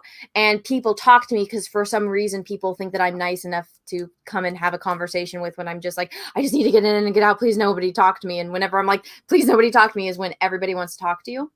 Yeah, that's fair. To be fair, I'm also usually going to Home Depot in like sportswear because I'm coming off of teaching a lesson or something like that. So I think everyone just assumes I'm like a super butch lesbian doing a DIY project for my wife or something. Well, but I don't hate all the guys in Home Depot or that Home Depot because I felt uncomfortable every time I went in, because I know exactly what situation I'm walking into. Exactly. But so in this situation, and honestly, I don't know if this has happened with you, but usually when you're a girl and you go into I don't know, a boys store or something that you consider, men only, usually the guys are pretty excited to talk to you because it's like, oh my God, it's a girl. Right. They're like, oh my God, woman. It's usually the exact opposite. Yeah. So clearly she just had to wait till puberty to feel more welcome there, I guess. This is the part that bothered me, right? I began to look at the community through those eyes, and blah, blah, blah. Almost entirely men. Later, as tides turned to the industry and Me Too emerged, I began to look at the community through those eyes, and it was arresting, she said. So what do you mean? You looked at so you saw that the community was mostly men, and then you saw the Me Too movement, and you decided all the men were evil? Like, what does that mean? It was you started to look for problems. You started to look for toxicity in your own fandom. Wow, that's really cool of you. Well, also, it's like she signed up to be in a TV show that required her to be completely naked in multiple scenes and be the character Daenerys Targaryen that literally gets sold as a wife in the first episode and gets raped. It's like, you signed up to be that, so when you're upset if men are sexualizing you, you literally signed a contract and got paid millions of dollars to be a character that is continuously sexualized. And I have no problems with Emilia Clarke's response to this whole situation to be, well, I wanted to go create something that was from my perspective. That's fucking great, but I don't need the whole preamble about how men are evil for you to do it. Like, there's nothing. This is this bullshit too. You create your own fucking gatekeepers. There were no men standing in your way or stopping you from making this comic at any point in your fucking life. So to have this whole preamble about how you had to do this because of all the men, all the bad men that you had to go out and fix, that just pisses me off. Then I'm like, I have no problem with you deciding to make a weird period blood comic that I'm never going to read. But why do you have to shit on men in order to do it? Like, but also, here's the thing. What girl wants to read this? I don't want to read a book about period blood. Angus thongs and full frontal snogging was plenty during my teenage years. I loved those books. I'm good. Yeah, no, it's like, I do not know any woman that wants to sit down. First off, I don't know very many women that read comic books. Sorry to burst a lot of people's bubbles, but it took me becoming a YouTube person to meet a friend that I could actually talk about Star Wars with that was a girl. It took over 20 years for me to find another girl that I could talk about Star Wars with to this level, hence Jessi and me being friends. I didn't find that shit in real life. I don't know. I went to college for fucking art. There's literally a major where you could major as a comic book artist. There was some women in it, not very much. I don't know any women in real life that actually read comic books aside from myself and children. Well, according to her research, 16% of comic book creators are in fact female. Only 16%. And you know what those 16% are? Manga or webtoon comics. There you go. um, and only 30% of the characters are women. On the other hand, apparently roughly half of comic buyers are female. Now, pause. When you look at a buying metric, all right, if you're collecting because it could be a mother buying a comic book for her son. Mothers buying it for their children, women buying it for their boyfriends, husbands, etc. So any person in a relationship with a man who's really into comics knows that a good grab on a comic, a new episode, a rare edition, whatever, is gonna be a great fucking gift for your guy. So that's not a real metric. Second of all, Anna, do you prefer stories? I don't know if you do. What do you prefer? Do you prefer stories where they have mostly male characters or mostly female characters? It depends on the story.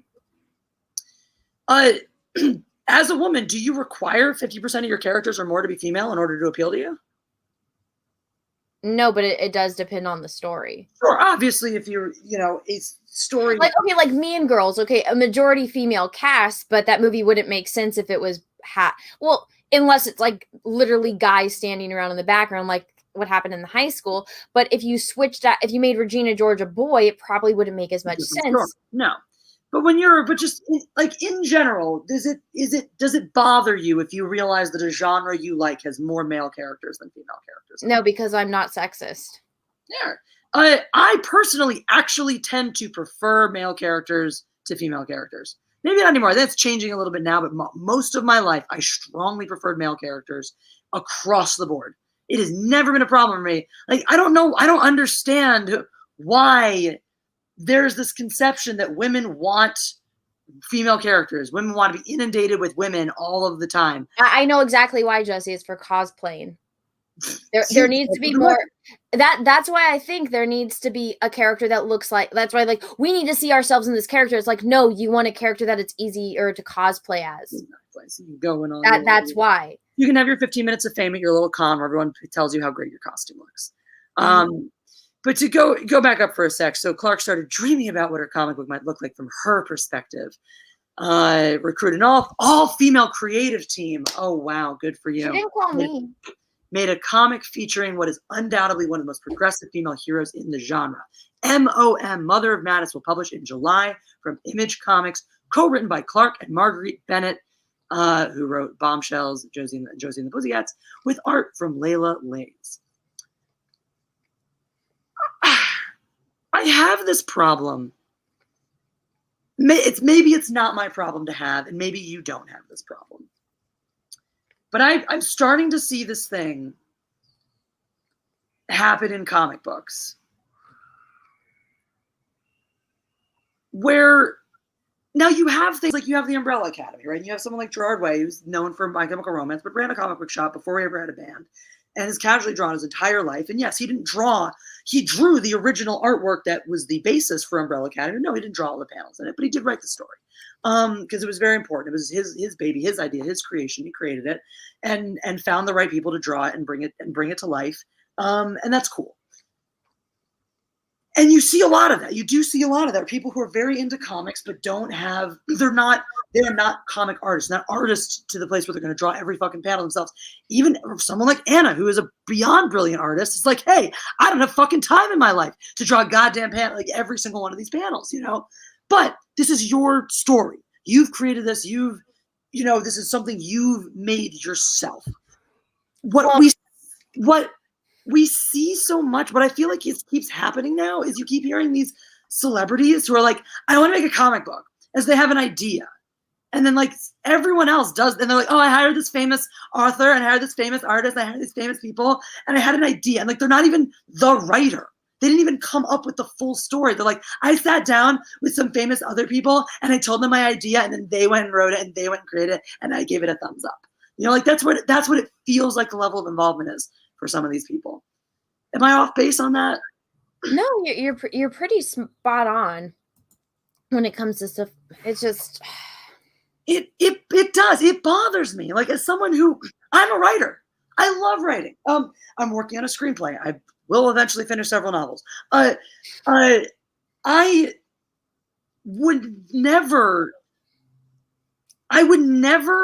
if I had an idea for a comic, I would just, if I was going to sit down and write the whole damn thing and say, work with Jeff or work with someone, you obviously would never have time, but, Jeff doesn't either. Everybody's like, I to sit down with somebody like you guys that I know, I would be involved in the collaborative process from start to finish, and I wouldn't do it otherwise. I would never just like hand you a one-page book. Hey, I have this great idea. Can you make it into a comic for me? Like that to me is there's an entitlement to these people who are like, I have an idea for a comic. Hey, you write it, you draw it, you ink it, you package it and print it and sell it and do all this, Like there's like a lack of understanding. This is something that takes fucking work. You don't just have an idea and you go, I have an idea for a comic. That's someone else make it for me. Look, I'm a comic artist. Like, well, I mean, to be fair on this point, that's kind of what your boy Zach does now, is that he has an idea and then he has access to talented artists and oh my God, why am I blanking on his name? And a very talented and prestigious, oh my God, Chuck Dixon. He has access to Chuck Dixon. He tells the story and what he wants to happen. Chuck writes it, and he has people that he can call, like Kelsey, that will draw it.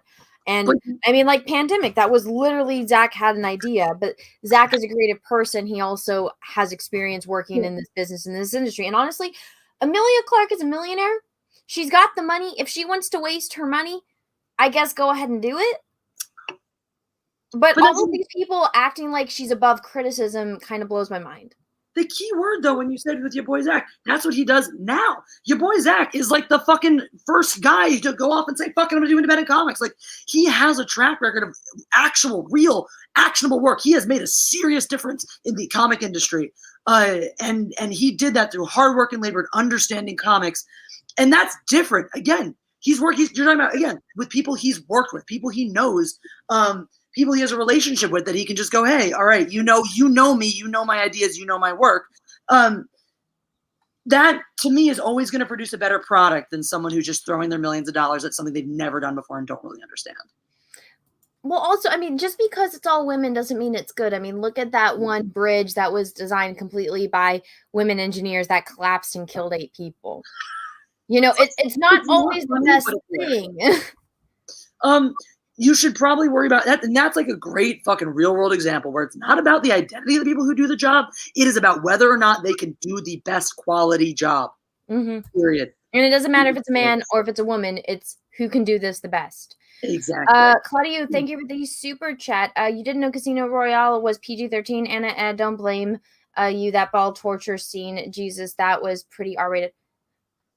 Oh, yeah, that was Casino Royale. Yeah, for whatever reason, I keep thinking that my mind puts that to Skyfall because he was in the same situation with what Penelope Cruz's husband, where he's sitting there and he's like touching his legs. He's like, what makes you think this is my first time with the ball whipping shit? Yeah, I totally forgot. Okay. Daniel Craig is not James Bond. He is a spy. He is not James Bond. I don't watch those movies. I watched them once to give it a chance, and I never need to watch it again because that's not a James Bond movie. If I want to watch a James Bond movie, there's plenty of them for me to watch. And Daniel Craig is not one. I could not agree more. Hello. While we have a tulip, I'll keep reading.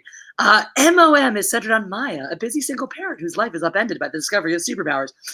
Already, right? See, this is like, I need to be the voice for women. Bitch, you were 22 when you fucking started in Game of Thrones. You don't fucking know what a single mother's needs are. You don't know what a fucking single mother's fucking life is. Stop acting like you're the fucking voice of women and oppression in this goddamn universe. You don't fucking know. This is Brie Larson. I'm so oppressed. No, you're fucking not. To be on the woman is to be on the defensive because some TSA agent asked for your fucking phone number. Get over yourselves. Stop acting like you are the fucking paragon of virtue and the person who knows best what the suffering of women is like. You entitled, selfish woman. Jesus Christ. She's a single mom that gets shit done. This was born from the idea that single moms are superheroes. Wow, take a cliche and run with it, why don't you? You need a superhuman strength to do that. When you get into your 30s and your friends start having kids, you're like, oh my God, I was not aware of what it took. Holy shit, she said. No, you fucking are, and you still aren't, because all your friends probably also have millions of dollars. You're like, oh my God, they're like more tired than usual, and you can see their crow's feet. I don't know how to live like this. This is so crazy. You can see their crow's feet because they can't get Botox while they're pregnant or nursing. Exactly. Oh God, how terrible. She says hi. She came to see me because she knows I have my beef jerky, which she thinks are hers, and she looks at me like, "You're eating my T words." That's Look at my little face. Look at my little princess. She's so sweet. another key identifier for the character is that all of her powers manifest from her menstrual cycle. Because because that's totally great, because that's not fun.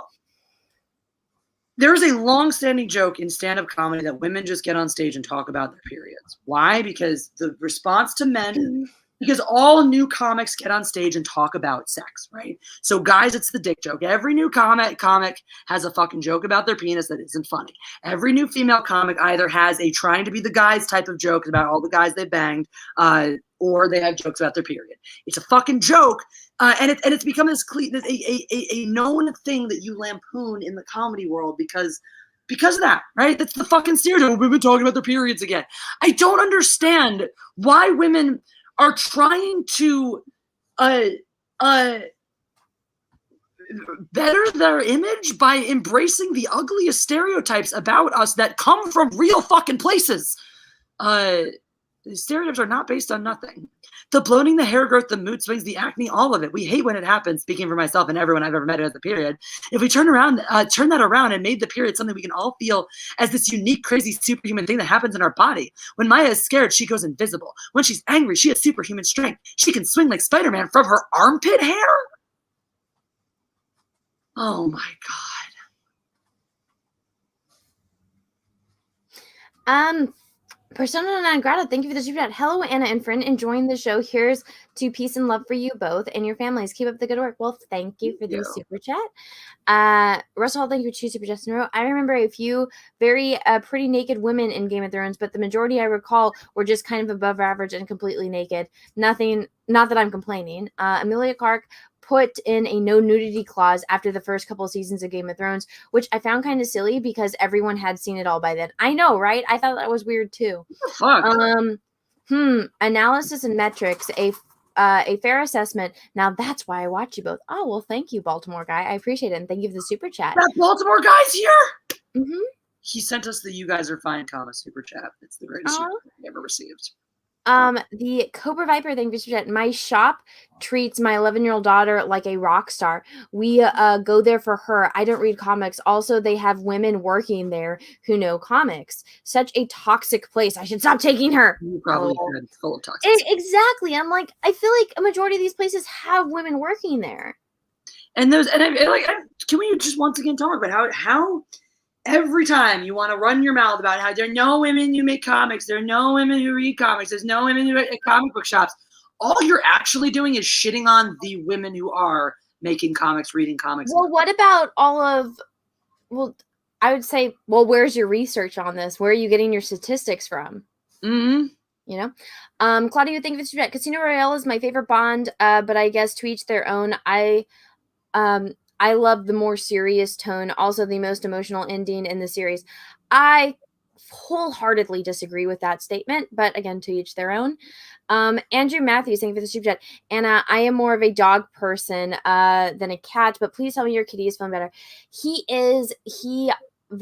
Once we were able to get him to stop hiding and him to come out a little bit and to eat and stuff, we could see that he kind of got the shit beat out of him, and so he has all these claw marks. So that's why he's traumatized. So Peaches figured it out. So he brought Girl Kitty inside, and so he's like, watch Girl Kitty, I'm gonna try, because Boy Kitty doesn't like me, he likes Peaches.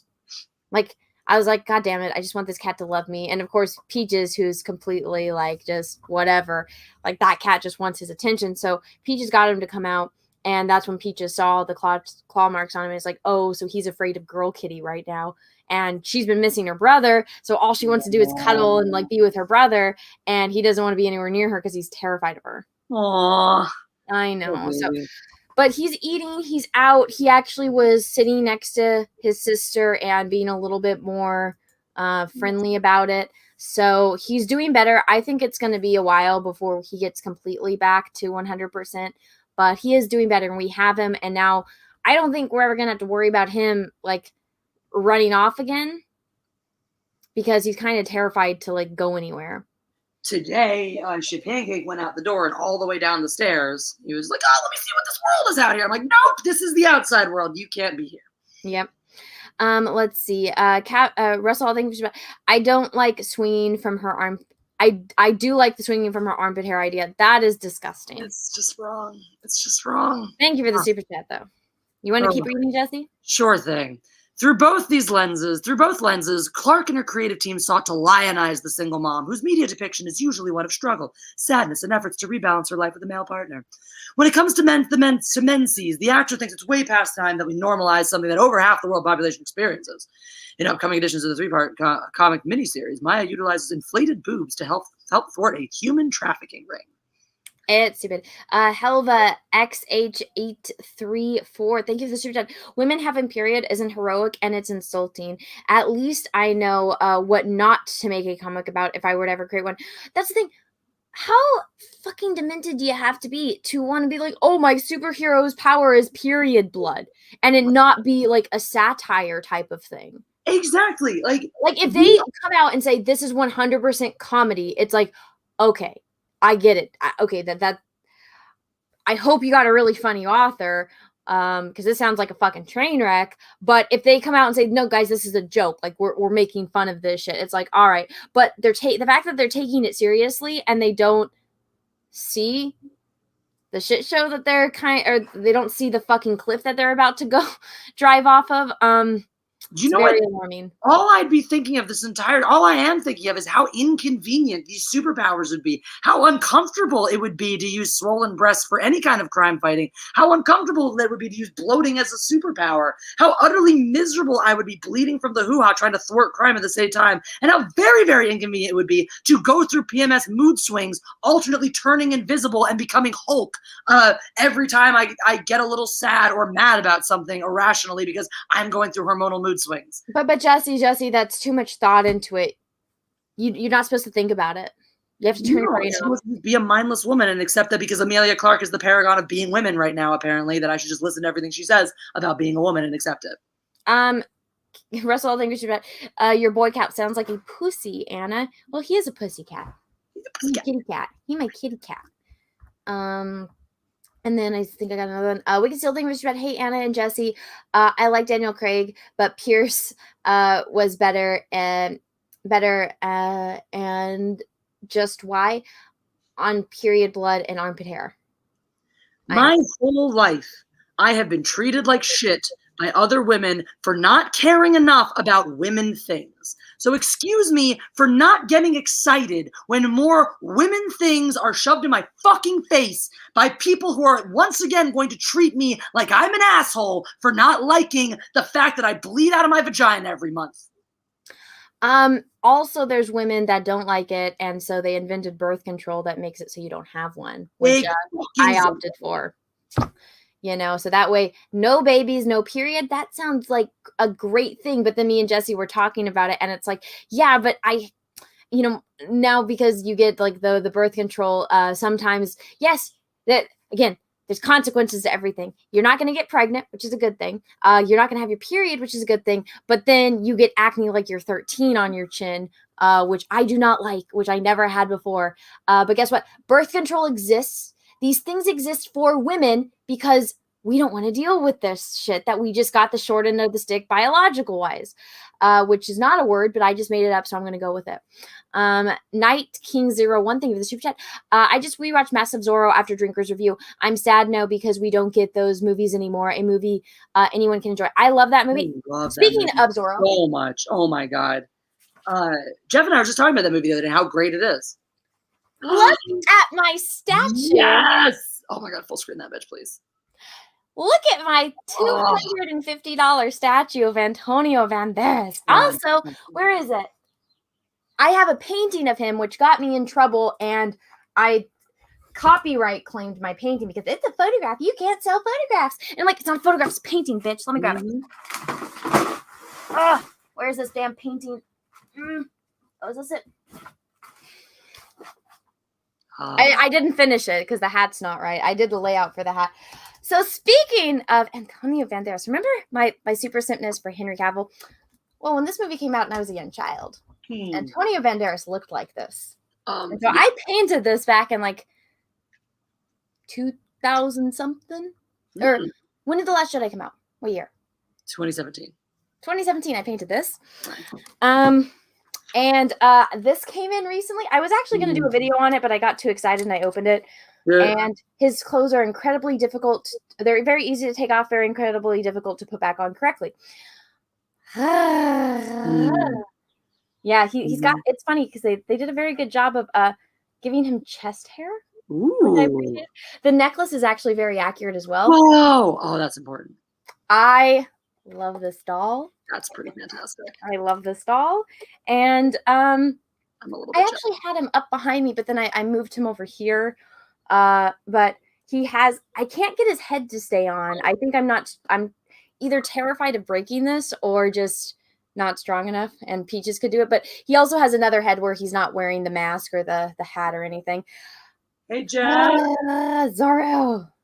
Jeff. It's a great movie. But here's my thing, Jessi. Could you imagine if I tell Jeff that how nice this looks, he can get one because he likes the Mask of Zorro enough too. Well, it was Zorro's 100th anniversary, so that's why they came out with this. I still have the box and everything, but I love Zorro. I love Antonio Banderas, and him as Puss in Boot. I don't know if you and your siblings did this, but whenever me and my sisters watch movies, we would call that character like that's us, like in the movie, and then like when we would replay the movie, like when we did dress up and stuff, that would be us. I was Puss in Boots. Nice. Like my Ellen was Donkey, and so, like it just worked out perfectly. But I love Antonio Banderas. I love the Mask of Zorro, and this is what I don't know what live stream it was or where it was. But when I was explaining how a way that they could have done the Last Jedi or the sequel trilogy, and I was like, just do the Mask of Zorro. Have Luke Skywalker show up. He's a little bit older, and literally the Mask of Zorro, where Mark Hamill is Anthony Hopkins' character, the OG Zorro, and then Rey could be the new Zorro type of character. Introduce it the same way. Luke Skywalker shows up to save the day against this bad guy who is like the remnants of the Empire. Fuck, make it Thrawn. Change Timothy Zahn's Thrawn books, whatever. Or introduce a new character. Whatever you want to do. Just do it that way. And then Mark Hamill shows up. Bad guys followed him. Kill Mara Jade. Take away his kid. And then maybe his kid's a boy instead of a girl. Or maybe, I don't know. So that would be Rey or something like that. Literally just take the plot and the premise of the Mask of Zorro. And that's how you could have started off the sequel trilogy. Yeah, that would have been better.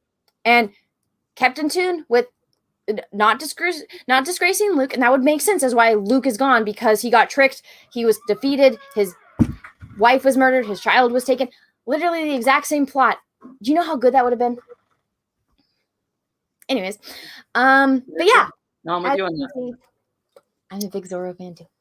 I love it. But thank you for the super chat. I think there was a couple more. Let me just highlight those, and then we can get back to the article. Yeah. Claudia, thank you for that. One. On second thought, most violent PG-13 Mask of Zorro, there's a severed head and hands in a jar in that one part. Fun fact, same director as Casino Royale. Well, Mask of Zorro was phenomenally better. I did not like Captain Love, though. I did not think he pulled off that scene. Russell Hall, thank you for that. Birth control raises your testosterone levels. So, yes, you'll get acne like men on steroids, and hair grows in funny places. Plus, it stinks your balls. That's not true. Not true. You get a different level of estrogen, so it tricks your body into thinking that it's pregnant. Yeah, it actually raises. So that's why you don't get your period, and more estrogen equals more acne. This is not accurate at all, Russell Hall. Completely wrong. I know. John Hansen, thank you for that. Elastigirl would be this Maya chick to high heavens. Plus, she's a great mom. What? Oh! The saying Elastigirl is a way better is a way better hero than this. Is not what I said. It tricks your body into thinking that it's pregnant, so that way your body. Do I really need to get into how periods work and what the menstrual cycle is? Did everyone skip this day in health class? Apparently, your body doesn't release eggs when you're on birth control, so there's nothing for it to fertilize when a guy comes inside. The end. That's how it works. And that you get the periods because the lining of your uterus sheds. That is what the period is. It's your uterus lining shedding. Oh my God. I don't want to explain this. This is go Google it. There's a great book, What's Happening to My Body. We all read it. Our moms gave it to us all. So just go. I've never heard of this book. I just paid attention in health class when they made you watch the stupid video. Night King's everyone thinks, but I thought that when I watched Last Jedi, just literally copy the training sequence from Zorro, and it makes Last Jedi infinitely better. Yep. Heck, go watch fucking Highlander. Go watch the training sequence there. Go watch any fucking movie. Like, give me a break. Thank you for the super chat. Yeah, absolutely. That's actually a great point about Mask of Zorro being basically a better template for Last Jedi. Wrong thing. There you go. All right. She's so ashamed of her powers at the start. It's mental. Even today, if your tampon falls out of your bag, it's embarrassing. Why? Clark asked. No, it's not. It's only embarrassing if you're embarrassed by it. It is not fucking embarrassing unless you treat it like it's embarrassing. I feel like the only time it's embarrassing is if a little kid asks you what that is. Exactly. You're like, I don't want to have to explain this to you. Yeah, no, you are clearly just the problem, Emilia Clarke. You clearly just buy into all these bullshit, antiquated ideas of what women are and act like someone is making you do that. And so now you're fighting against them. Just deal with it. This is the problem. People are like, oh my God, everyone's so bad, terrible to women. Like, no, you are just terrible to women. You just have these retarded ideas about women. Don't go try to change everyone else. Just fix the way you fucking think and it'll be fine. That's it. Russell Hall, thank you for the super chat. So you're saying your balls haven't shrunk at all? I don't have balls. Thank you for the super chat. Jessi, I have to pee again. I'll be right back. Yeah, you're good. You can keep reading. I'll be right back. I'll keep reading the article. Though it's topical themes and raunchy humor, the publisher describes the tone of the series as Deadpool action meets Fleabag comedy, lend themselves to film. Clark's ambition was not to create a vehicle for the screen, rather an artifact she can enjoy on my deathbed. Oh, really? She's already ticked the box on comic book adaptations, having joined the cast of Marvel's superheroes and Marvel Studios' anticipated Secret Invasion, a Disney Plus original that will explore the shape-shifting aliens introduced in the feature film Captain Marvel. Oh, great. Well, considering that Emilia Clarke is basically the new Brie Larson, it's a perfect spot for her to land. Clarke, no stranger to top-secret television that captivates large fandoms, said her first meeting on the project was with Marvel's security team. The people behind it are the best at what they do. It's amazing to be part of that high pedigree, but Marvel, Star Wars, they all give you fake audition sides, Clarke said, referring to the script pages actor reads for casting directors. I remember the Star Wars, the character I read was a made-up music producer. While she may never return to Westeros, her beloved character Daenerys Targaryen, she has seen promotional images for HBO's upcoming prequel to Game of Thrones titled House of the Dragon. I think it's glorious. It's trippy as fuck to see my wig everywhere, Clarke said of the iconic white blonde braid seasons. That's why they didn't give it to me when I left. Matt Smith is wearing it. Well, great. I'm glad to know that you are an incredibly narcissistic, conceited human being. That's my takeaway from this. That really is my takeaway. My takeaway from this is that she's just a complete conceited narcissist. She's like another Brie Larson. She's a conceited narcissist who thinks the fucking world revolves around. She's like, my wig. Oh my God, it's so crazy to see my wig everywhere. Like this, like, oh wow, why do you feel like you have the ownership over this character? Like, fucking Mark Hamill acts publicly with less ownership over Luke Skywalker than she's doing with our Daenerys Targaryen. But whatever. What's going on? Oh, I just remember this whole thing about like, oh my God, I think it's so glorious. It's trippy to see my wig everywhere. Like that's why I couldn't keep it because Matt Smith is wearing it. Like the fact, like my wig. Apparently, Matt Smith is using her wig in the HBO prequels and the prequel Game of Thrones thing. Oh, they're just recycling. Oh, so she's mad. Well, no, she's apparently tickled, and she thinks it's so trippy to see her wig everywhere there, even though it's like her thing. It's like this to me is just like, really, is it your thing? Like it's what the fucking wardrobe decided you were gonna wear. Like you had no. If you played a Targaryen, like, and they are playing Targaryens as well. Yeah, like this weird sense of ownership in it. Like this whole thing just smacks me. The way this article just devolves right into this interview just devolves right into like, let's talk about your next Marvel movie. And now you're no stranger to top secret projects. Oh, they all give you fake audition sides. No fucking shit. I know that. I have auditioned for projects that give you fake sides because of the caliber of project that it is. Every fucking random person who came to LA to be an actor fucking knows that. It's not fucking rocket science. Like, yes, we had Palm Clementif.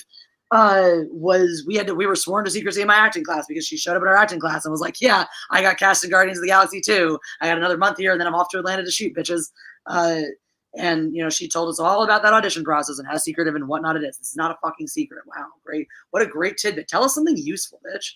Like, I don't know. I'm just like, after reading this article, I never had any bad feelings about Emilia Clarke whatsoever. But after reading this article, I kind of hate her a little bit. Oh my God. I need to Goodness, is that drunk video? Oh my God. Drunk clipped us saying hello to him. Like I knew he said he was going to the chat. He was like, oh my God, totally clipped. Fucking did. I love it. Fucking drunk. I knew he was going to do that. God damn. So what are your feelings on Are we done reading this article? Yeah, so the only thing you missed was basically her talking about how exciting it is that she's going to be in Marvel's Secret Invasion, which is perfect because she's basically the new Brie Larson. So, but she's actually more likable. So when it comes to articles like this, I'm like, I want to know how much was cut out of what she said. And they edit it in this way to make her come off in this certain way. That's fair. I feel like a lot of the things I've heard from her lately, though, do speak to this. Do speak to the fact that like she has changed, like fame has changed her. She's no longer like when she first came out, was going around. She was always everything I heard was she's this cute celebrity, like really sweet, really nice, just really fun, really into just all this stuff. And now more of what I hear is her like, making, wanting to get into the social justice side of things or making these statements or represent women and represent this and do that. And like, I don't know, it rubs me the wrong way. It's like, I just start feeling like, I just feel like she's just become another person who thinks that she's entitled to her platform, and doesn't think that she needs to have any responsibility with what she does with it or actually consider what she does with it, Something weird came into my timeline. I'm sorry. I don't usually pull it up. I think somebody might have even sent a super chat about it. It's the Night King 01. I don't understand the hate for Captain Love. I've explained it a few times. I'll explain it again. Was it this one? Russell Hall, thank you about if Disney wanted to replace Luke Skywalker with a Mary Sue and give her an ultimate threat to defeat, they should have just gone with Abeloth. I think it must have come in right before this set then, because it was something about treating women like individuals. Thank you for the super chats. I'll address him after I find the one that Jesse's talking about. No, because it was this one. That was the next one. Was there not one before? There was definitely. I saw somebody say something. I thought it was a super chat about not treating women like individuals, like treating women like all their power comes from this menstrual stuff. Means that maybe we must have maybe it got read earlier. But it was basically someone saying that like treating women, you are devaluing the individual. Like you're actually taking away the strength of the individual when you make everything that's special about a woman be just the fact that she's a woman. Like, great, every woman menstruates, every woman has tits, every woman, bloats on her period. Like, I found it. Silver Nova, thank you for the student. They seem to be saying that the only thing that defines a woman is her gender. That is actually insulting to women. All women are individuals. Yep. Exactly. Thank you. Why? The only thing I've gleaned from this write-up is that the important things about this woman is she's a badass single mom whose superpowers come from her period. She's going to go through a sex trafficking ring. Like, great for her, but who is she? What makes her unique, her special? Everything is that. Everything is the magic vagina. Your women are just a magic fucking vagina. And the thing is, what it becomes is just old school sexism. The original, the second wave feminists, the Rosie the Riveter feminists and all were the ones, don't put me on a pedestal. Don't treat me like a delicate flower. Don't treat me like I'm this special, delicate thing, breakable thing. The new age feminists are just doing that. They're just putting women on these pedestals. They're treating us like we're delicate and breakable. And then, you got to whisper around us. We're going to fucking shatter. And it's just sexism. Let's just call it what it is. When you make the only thing special about a woman be the blood coming out from her vagina, that's sexist. When you make all of her power come from her fucking period, that is fucking sexist. When the only notable traits about her are the fact that she's a woman, it is fucking sex. The fact that, when she gets her period, she gets to go into berserk mode? Really? You are just playing into sexist tropes and sexist stereotypes. When she gets sad, she turns invisible. When she gets moody on her period, she turns invisible. Like, this is what I would expect from a man. That doesn't sound like a superpower. That sounds like a curse. Right? This is what I'd expect from a man who has never seen a woman before to write like, oh, I'm going to write like a classic old school, like lives in his trailer, drinks beer, and thinks women are just meant to make him a sandwich. You know, this sounds like a Greek tragedy. Like, okay, so Medusa, you know, she was a beautiful woman, and then because she fucked Poseidon, she got turned into like a gorgon. Okay, so this sounds like a woman that did something wrong in Greek mythology, and they cursed her with this. It's like, this isn't a superpower. Right? Oh, every time you get mad when you're PMSing, you accidentally punch through walls. Like, that sounds fucking terrible. Like, how many doors am I accidentally going to rip off their hinges if I'm hulking out every time I'm bleeding from my vagina? Like, Jesus fucking Christ.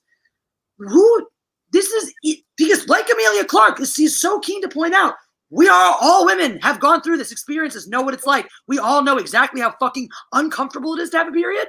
We all know how unpleasant it can be sometimes in the lead up to it. Not everyone PMSs. Some of us fucking do. That shit is real. Well, it's like, okay, so for me, for instance, not to get too into it, like I can feel when I'm ovulating, and it's more painful than being on my period. I hate getting ovulation cramps. I get them every now and then. I hate it. Well, no, so honestly, I only really ovulate on my right side, for where I can only feel it on my right side, and it is fucking painful, and I hate it. And even though I'm on birth control that makes it so I don't have a period anymore, I still feel that, and it's not comfortable at all. And again, a period is more comfortable because I mean, depending on how you take care of it, it can be more comfortable than that. But you know, it's not fun. It's not something I want to ever really experience. And I remember back before any of that shit happened, it's like, oh my gosh, so ignorant to how easy I had it before puberty hit.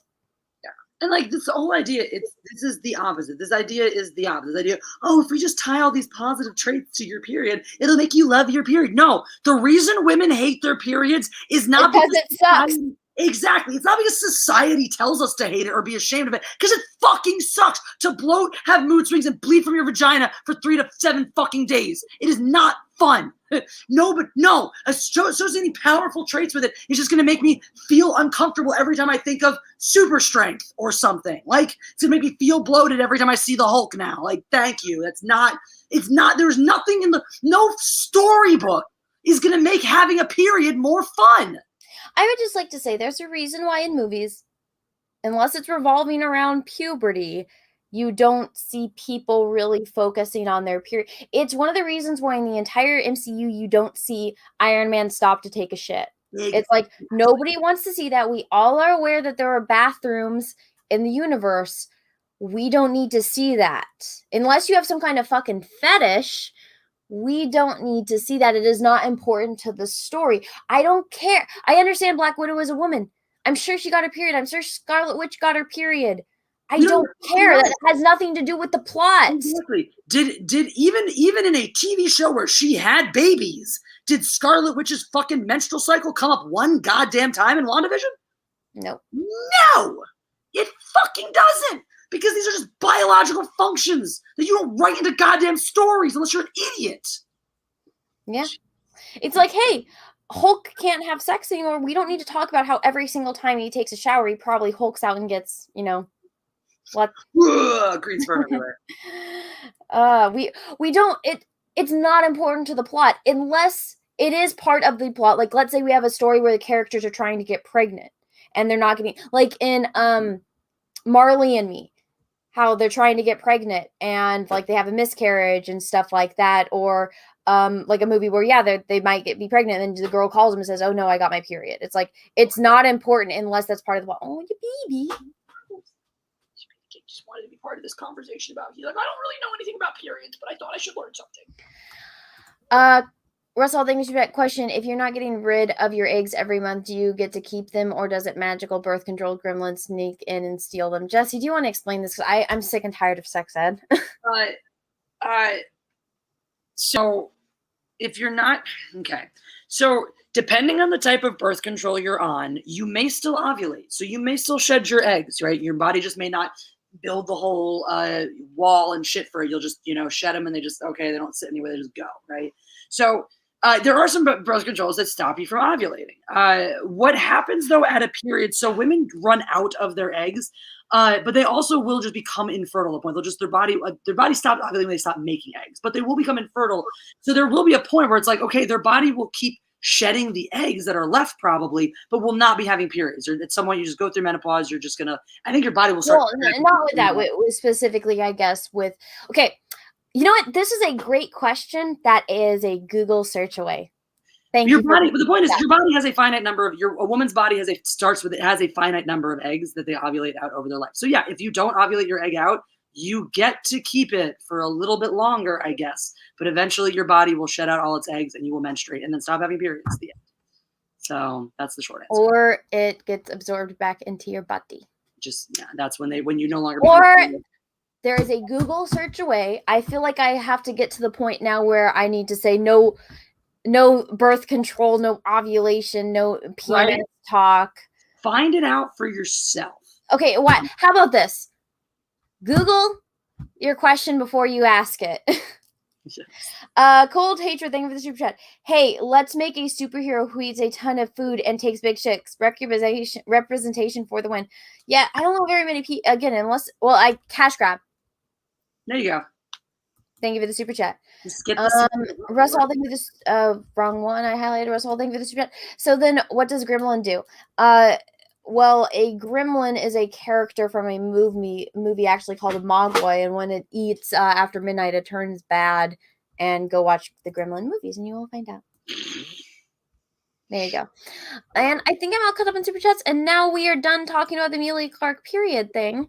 So, Jessi, we got to all the talking points. Is there anything? And I'm all caught up on the. Oh, I think I missed this one from Russell Hall. 2 from Russell Hall, or. Yes, 2 from Russell Hall. Everyone in Hollywood virtue signals for survival. That's true. And then this next one is every woman menstruates. # not all women. That's true. This is exclusive of Claudia, thank you for the super chat. You were about to say something about Captain Love. Oh yeah, thanks for reminding me. Okay. I do not think that I'd like to preface this by saying that I don't agree with Anna on this. I actually like the casting, although I could be open to thinking that there's someone better. Carry on. Okay, so the thing with Captain Love is I did not find him intimidating at all. But I have the standard of like Hannibal Lecter, right? And when I'm watching a movie and I see Anthony Hopkins and I'm remembering his performance, and so we have 2 villains in this movie, right? Okay, so we have Don Raphael and then we have Captain Love. Don Raphael is I know his name, don't tell me. Fuck. I know it. I fucking know it. I'm blanking myself, so. Esperanza is his wife's name. What the fuck is Anthony Hopkins' name in that movie? Don't tell me. I know this name. Yeah, okay. Oh Montoya, right? No. That's Inigo from The Princess Bride. It's Diego Montoya. De La Vega. Is it? De La Vega. And Montoya is into.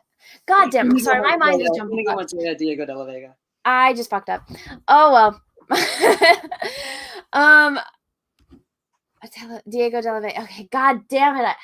I've seen this movie 1,000 times. How did I forget? Okay. To be fair, Inigo Montoya. Those were my 2 favorite sword fighting movies as a kid. So. So good. So good. Oh, he comes with the sword too in a little night. Well, yeah, his sword's right there. But anyways, okay. So you have Don Raphael, you have Captain Love. Diego has to fight Don Raphael because that's his arch nemesis. And then obviously, Antonio Banderas, he has Captain Love, who is the guy that murdered his brother. And so he wants revenge on Captain Love, and that's why Anthony Hopkins has to continuously remind him of the bigger plan and the circles and whatnot. And so I was like, okay, if you're going to have a character that it's just like, he was just following the law, you're like Javert, right? From Les Mis. And they were breaking the law. They were escaping. He shot them. He was in every right as a policeman to shoot them or whatever the fuck kind of, what the fuck was his status? Captain? Okay. Within his rights as an authoritative figure, representing the country. He had every right to shoot the outlaw that was running away, that was wanted, dead or alive, right? Was it dead or alive? I'm jumble-fucked right now. Anyways, then you find out he's a psychopath that keeps people's body parts in jars and drinks it. Okay, well, when you have an actor that played a psychopath that dabbled in cannibalism, and you have that man on screen with that guy, you're in the shadow of that guy. And that guy does not even hold a fucking candle or a match to this other guy's performance. So I'm like, this guy is literally a psychopath. There's nothing intimidating about when the one scene where he takes Antonio Banderas after they see all the gold and whatnot, and when you see his brother's head in the jar and the hand, that's a really intense scene. And it completely falls flat because his performance is god fucking awful. I don't buy any. He's literally just an actor that memorized lines. Antonio Banderas is like, you see the intensity on his face. You see how uncomfortable it is and how he's holding everything in together. And the other dude, it's like you and I had this conversation before on like like 2 or 3 matriarchies ago. Okay, remember when I talked in Glorious Bastards, when you have Christoph Waltz in the beginning and they're literally just having a drink and talking, and then he's like, they're underneath your floorboards, aren't you? That's a really fucking intense scene. I expect that level of performance in the scene in The Mask of Zorro. And it wasn't. It's not, he's not good. That was terrible. I have to disagree because I feel like he's just playing a different kind of villain, and I'm not going to say that he's as good as Christoph Waltz. Yeah, I don't think he's as good as a Christoph Waltz or as good as that. I don't think he's, but I don't have a problem with his performance at all. For me, it's the like almost American psychopath. It's like the guy who acts completely well-adjusted all of the time and acts like everything he's doing is totally normal and never tips like it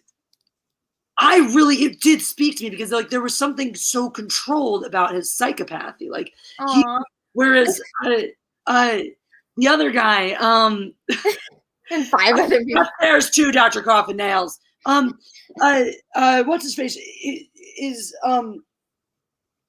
is more the like brutal, typical. It doesn't matter if he's based on a real person. I think the actor did a really fucking terrible job.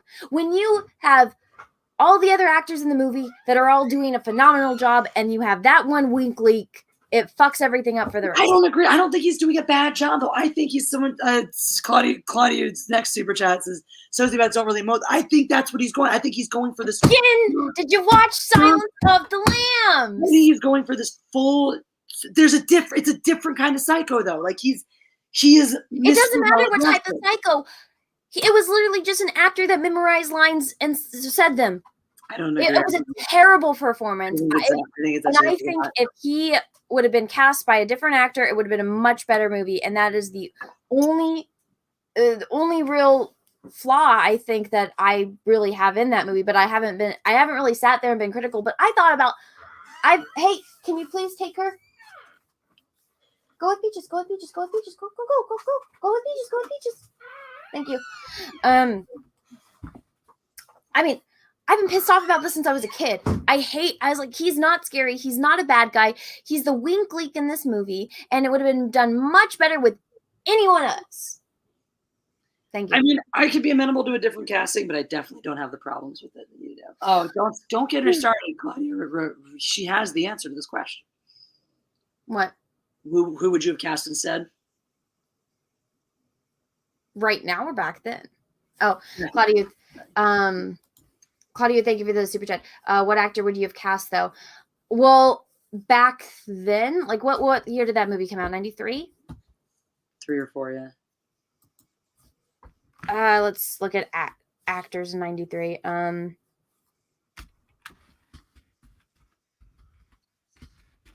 was it? I don't have the answer to this question. I thought you did. Last time we talked about it, you had someone where you were like, he would have been perfect as Captain Love.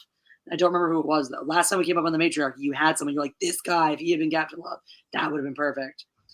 don't remember. 98, Master of 98. I thought it was a little later than I thought it was when I was a little bit older. It was 98. Okay, let me type 98. I thought it was old enough to like see it ish, not long after it came out. Yeah. I like how I type in actors and it shows me women. Wait, what the fuck? I said top actors in 1998 and it popped up Jack Nicholson and all of his children. Okay. Is there a movie called 1998 that's starring Jack Nicholson and all of his children? Okay, I just want a list of actors that were popular during 1990. I don't have the answer to you, but honestly, because I was a kid when this movie came out. Got to remember that. Well, again, a different actor is going to elicit a different performance. But if me and Jessi were to read out the dialogue and give a dramatic reading of it, but we both read let's say we read Hamlet's monologue, okay, to be or not to be. Jessi and I, we have the exact same dialogue or monologue. It's going to be very different. It's going to be two different performances, right? And there's going to be certain things that Jessi chooses to fix on to accentuate, versus I choose to accentuate. Or maybe we pick the exact same thing, but you're still it's going to be different, right? So, I don't know. I'd have to. I'm trying to think of who it was now. You can go back, obviously, find if there was someone I think it was somebody that was like not from then, but someone like now who you're like, this person would have been. Well, okay. Look at the difference in performance of Christoph Waltz in the beginning of Inglourious Basterds versus Captain Love in that scene. And that's what really drives me crazy, is because that's a really big character moment for Antonio Banderas' character, is that he's able to have that self-control to hold back. And that's why he whips himself, because he's so fucking frustrated. And because that's the whole point of his character, is that he's tormented by the death of his brother. That's why he becomes Zorro. That's the whole thing, is that Anthony Hopkins runs into him at a bar because he's drunk and he wants to go fight Captain Love, and Anthony Hopkins stops him because, like, no, you're going to fucking die. You want to avenge your brother, but you're going to die.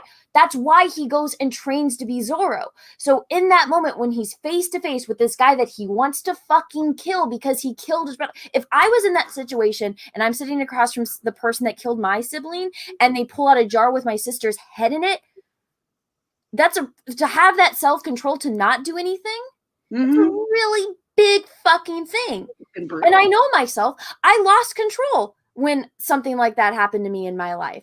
I lost control. It's nothing I can ever take back. But guess what? You find out a lot of the way that you're going to react to things when you're put into shitty situations. So when you have that big character moment for Antonio Banderas, who's giving this amazing performance, and then you have this other guy that's literally, he just memorized lines and he's saying them in a costume, it's really frustrating. And so it makes me mad.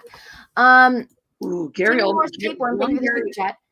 Gary Oldman in 1998 as Captain Love could have really worked. Oh, maybe that was one of the guys that I said. Might have been. It might have been. Gary Oldman's really good. You know what? I think maybe that was who I said. It might have been. It sounds about right. Because I think at first I was like, huh, yeah. Okay. Hello from below. Just wanted to pop my head in and out and say, hope you're all doing good. I just saw you ladies were on. Bruce says hi. Oh, thank you, Daniel Morris. Thank you for the super chat. Captain Cunt, Russell Hall, thank you for the super chat. I felt like they were going for smooth, cold, and sophisticated, yet slightly awkward and out of his depth Yahtzee caricature for Captain Love, and it worked. See, okay, he wasn't smooth, he wasn't cold, he wasn't sophisticated, and he wasn't slightly awkward. Well, actually, you know what? He was slightly awkward. That's the only thing that came across. There was nothing smooth about him. Honestly, he was a fucking cuck. I look at him the same way I look at that dude that we watched the video of with the glasses. When Antonio Banderas like, oh yeah, you were succeeding, and the dancing thing. I'm like, I don't think he's a good actor. Or, maybe he's a good actor in other movies. I haven't seen the other movies that he's in, but I think he is the wink link in that movie. Thank you for the super chat. Claudia, thank you for the super chat. That scene scared me as a kid, though. That's completely fine. You're entitled for your opinion. It's almost 4 hours. I actually have things I need to do in real life. Jessi's like, I'm going to plug before I end the stream. It hurts me to say it, though, but that last super chat from Russell, it hurts me to say these words in this order, but I agree with Russell Hall. It pains me. No! No! No! God! No! God, please, no! No! many people getting raped now. And that's too many people getting raped, y'all. That's too many people getting raped, y'all. I got too many people getting raped now. I gotta stop with all of this rape now.